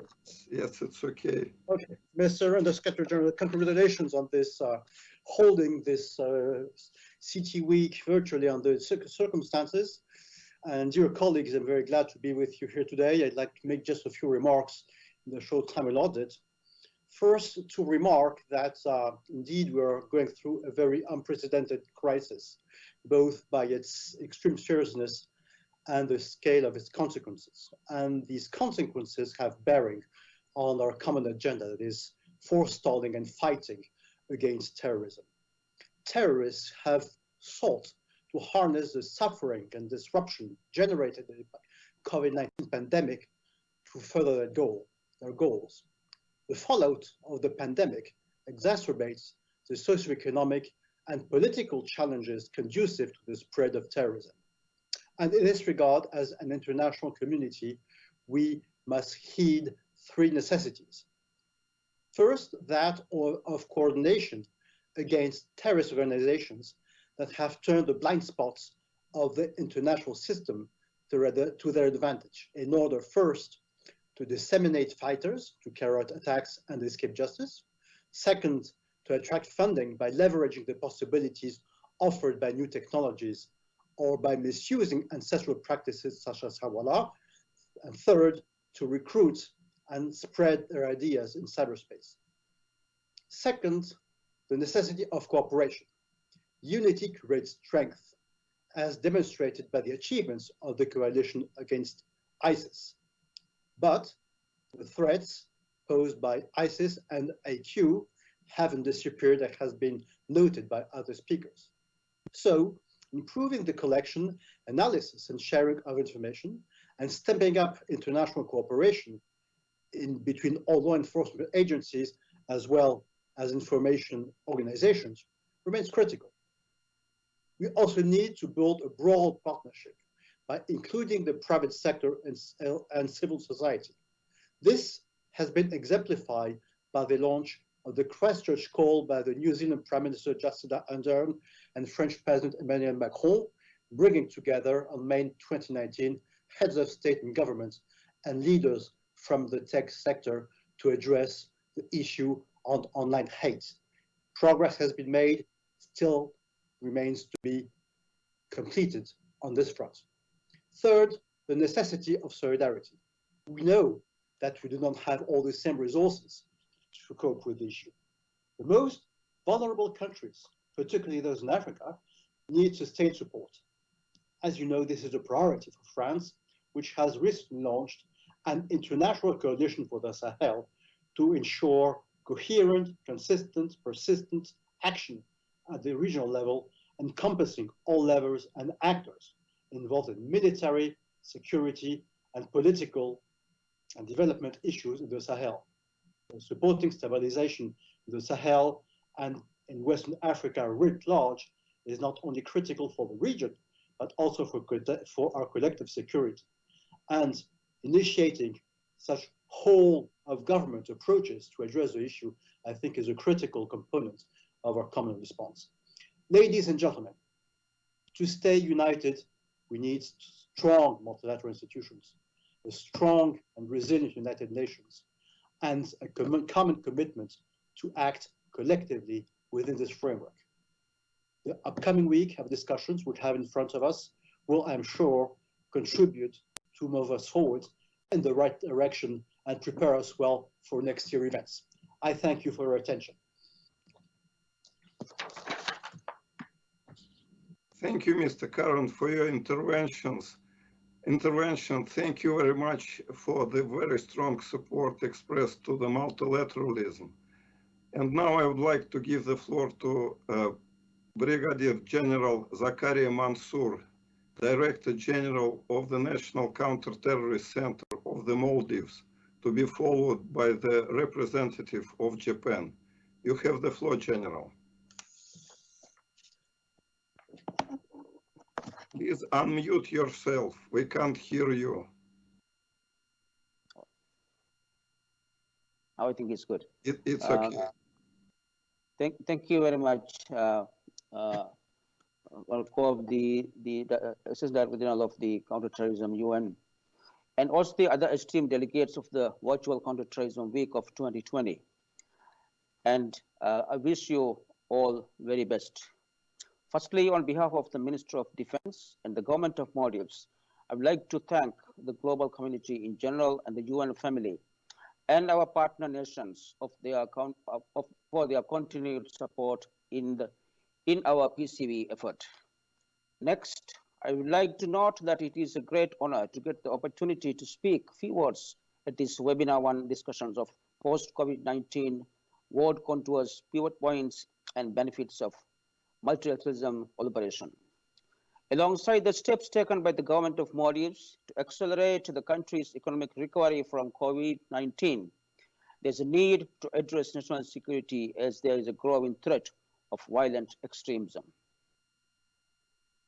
Having said that, the Maldives continues to make progress in bolstering its counterterrorism efforts. In July 2019, President Solih announced Maldives intend to facilitate the return and prosecution of Maldivian FTFs and families in Syria.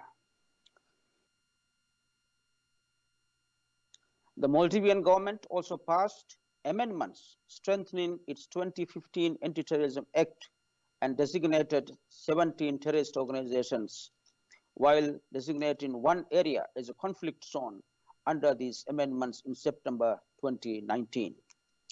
The security forces have conducted multiple counterterrorism operations in the aftermath of these legislative changes. Government officials participated in and jointly hosted multiple international and regional workshops on CT efforts. In February 2019, a joint report was issued by the NCTC and UNDP and the Government of Japan on youth vulnerability in the Maldives. The report highlighted concerns about the number of foreign preachers present in the Maldives and their role in recruitment for terrorist organizations. In October, CTED conducted a visit to examine issues relating to CVE. The US CT Bureau supported the travel of US and international subject matter experts to Maldives for assisting the rehabilitation and reintegration process of former terrorists as well as ISIS-associated family members. To conclude, I would like to make a mention that the Maldives has formulated its National Action Plan for preventing and countering violent extremism in collaboration with the UNDP Maldives, and it is to be launched very shortly. This will speed up the efforts made to countering terrorism and violent extremism in the Maldives in a whole of government and in a whole of society approach.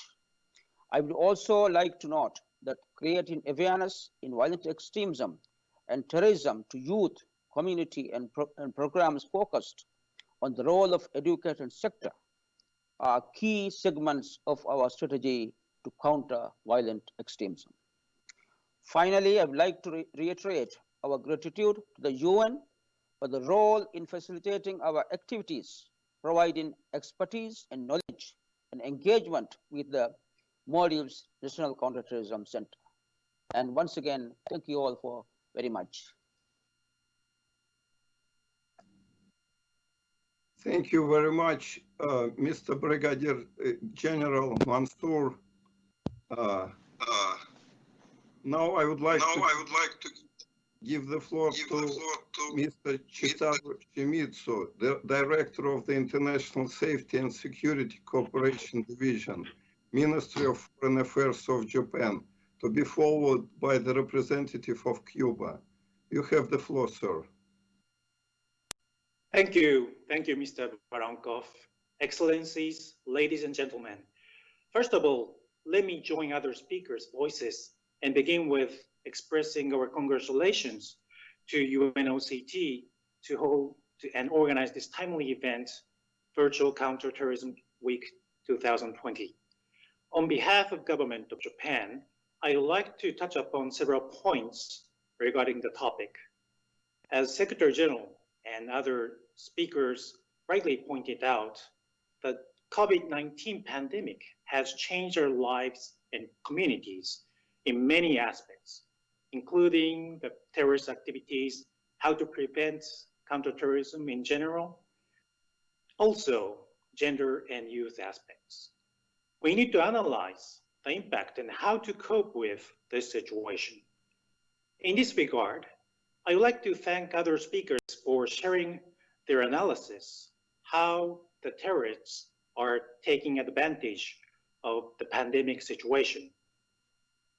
We have seen some cases in our region that where police forces are less mobilized due to COVID-19 and attempting terrorists attack to the police or security facilities with less guards or civilians.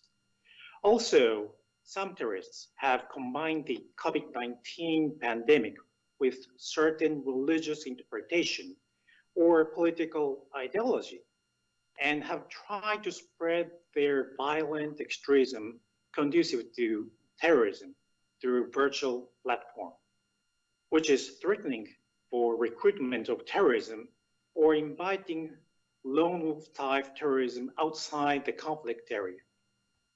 To meet the urgent need of the agents who are working on the ground, Japan has provided with PPE, personal protective equipment, to those officers working in the border control offices or prisons in ASEAN countries through UNODC. Excellencies, in order to tackle this issue comprehensively and pragmatically, we believe that the multilateral collaboration is key, including UN and other international organizations, academics, civil societies, international media, and private companies. In this regard, we welcome the participation of Microsoft today, who is currently leading the work of the Global Internet Forum to Counter-Terrorism.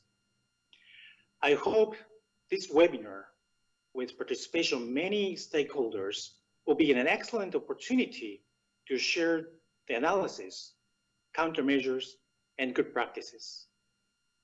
Japan reaffirmed its commitment on our international counterterrorism cooperation and capacity building with close cooperation with member states, international organizations, and other stakeholders. And we hope that UNOCT will continue to play an important role and leadership in coordinating the counterterrorism. I thank you. Thank you, Mr. Shimizu, for your contribution to today's discussion.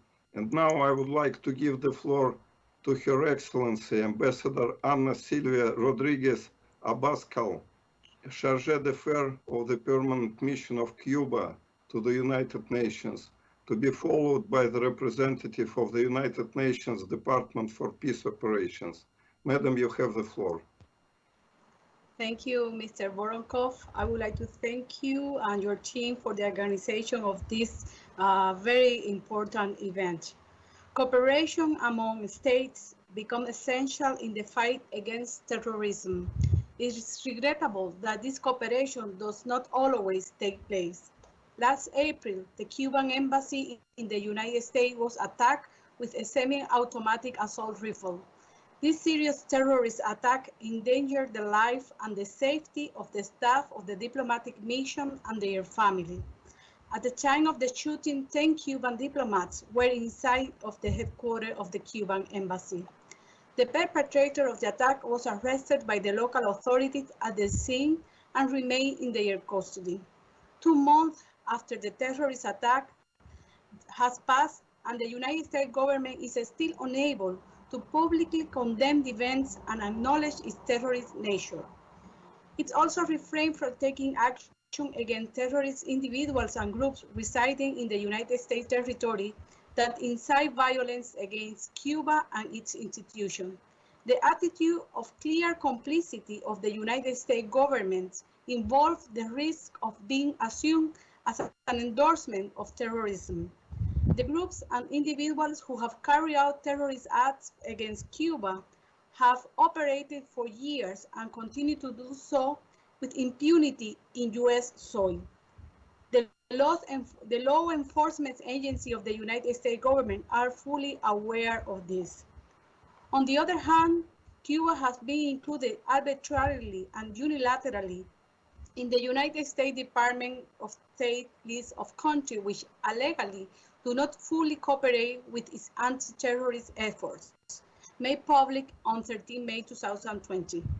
It is well known that this is a list without any foundation, authority, or international support, which only seeks to defame and exert coercion against those countries that refuse to abide in their sovereign decisions by the will of the United States government. The United Nations General Assembly has condemned in its resolution A/Res/74/154 the inclusion of member states in unilateral lists under false pretexts, which are contrary to international law and the Charter of the United Nations, including the false allegation of sponsorship of terrorism, regarding such lists as instrument for political or economic pressure against member states, particularly developing countries.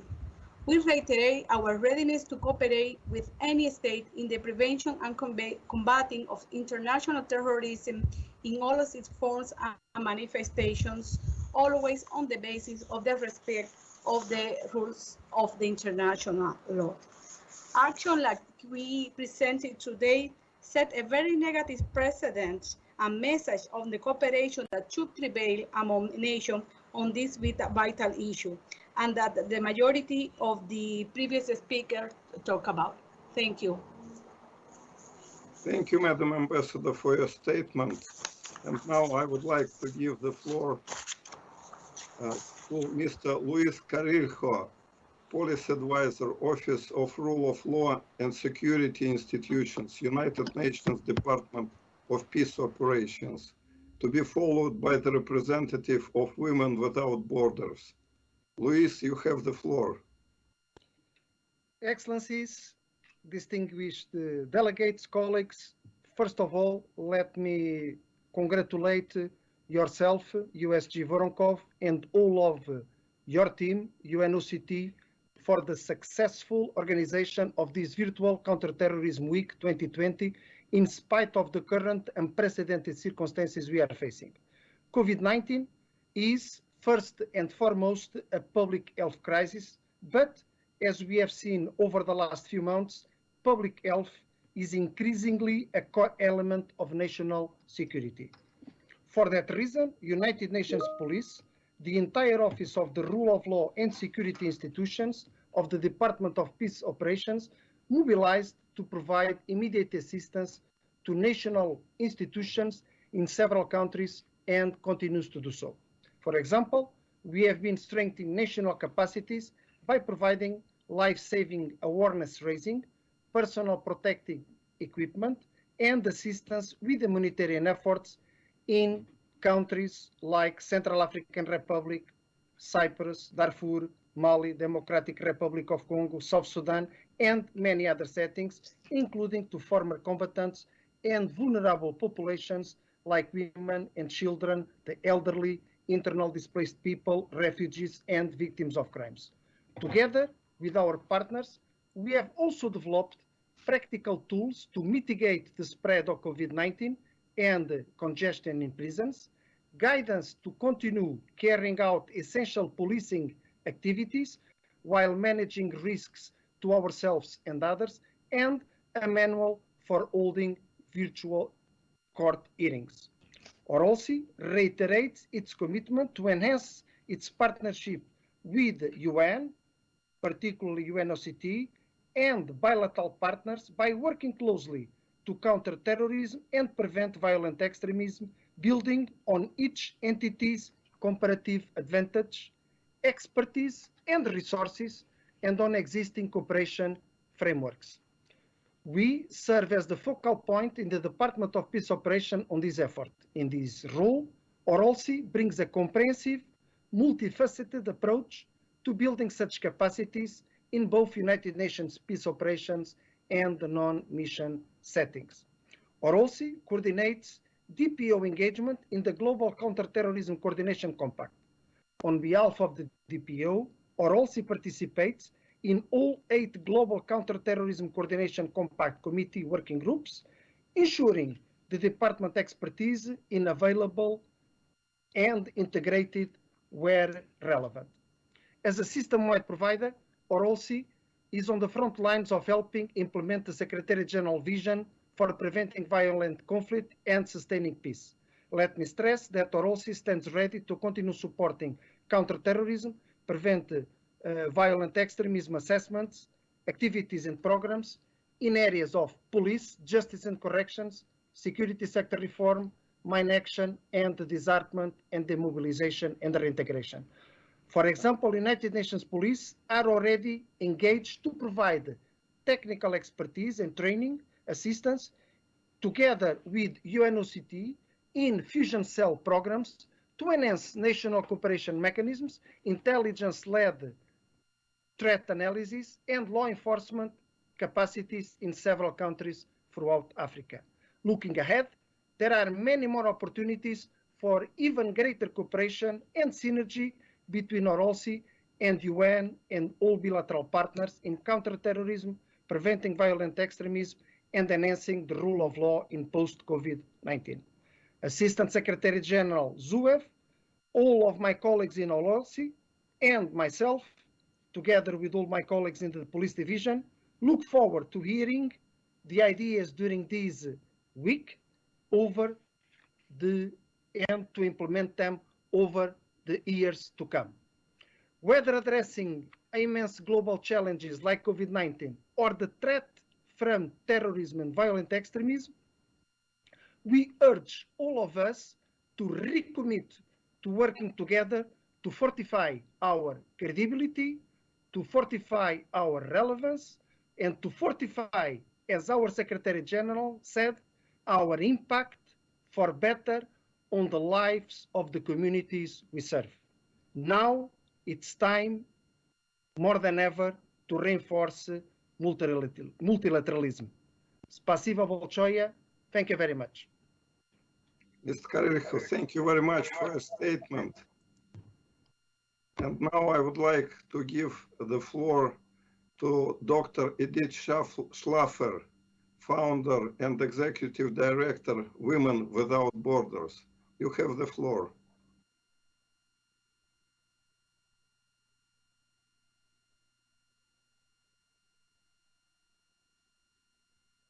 Dr. Schlaffer, you have the floor. It is my pleasure to be here with you today. Thank you all for the opportunity to speak.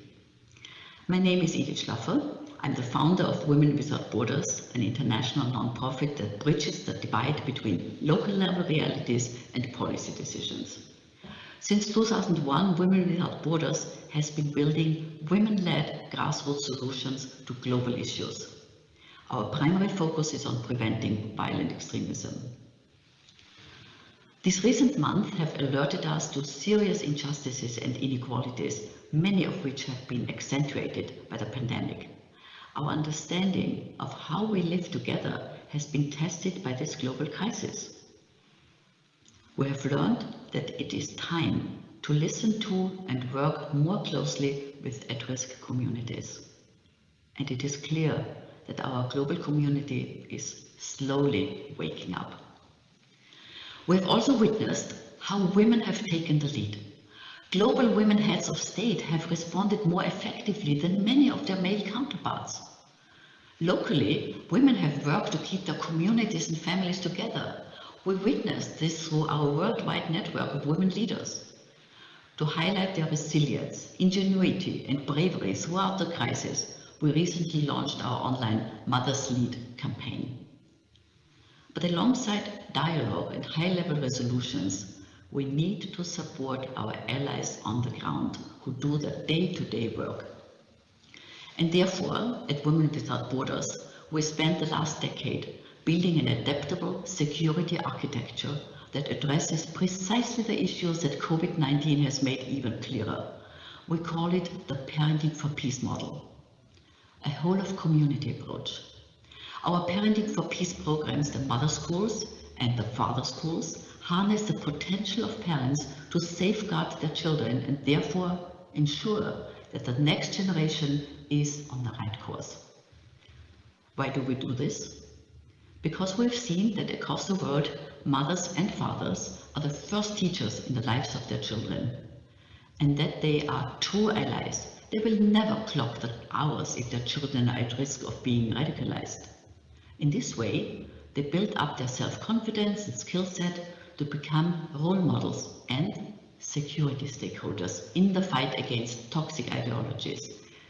And this is why our mantra is, peace starts at home. What we do is build networks of parents who go out and build yet larger community networks that stop networks of radicals in their tracks. I will conclude with a clear message. In order to diminish the threat of violent extremism, we need to invest in communities. We need to invest in women-led civil society organizations and leaders who have unique access to communities and an ear to the ground at all times. We must invest in women at all levels of society. We must invest in women long-term. Thank you very much. Thank you, Dr. Schlaffer, for your remarks. The last speaker on my list is Ambassador Omar Hilali, Permanent Representative of Morocco. Your Excellency, you have the floor.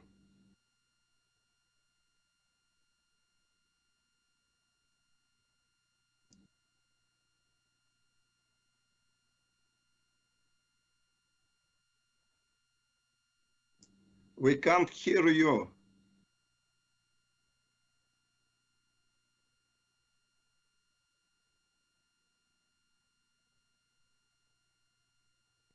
Unfortunately, there is a problem with connection. So because of that, we have exhausted our list of speakers. Thank you. I would like to express my sincere appreciation to all participants for their invaluable contributions. This webinar is concluded. We look forward to seeing you shortly at 12:30 p.m. New York time for the first interactive discussion on emerging threats, responding to the rising threat of bio and cyber terrorism. So thank you again for your participation, for your support, for your understanding, because it's a new normal. We are living in this new normal, and we should adapt ourselves to this new normal. And with your help, I think we are on the right track. Thank you very much.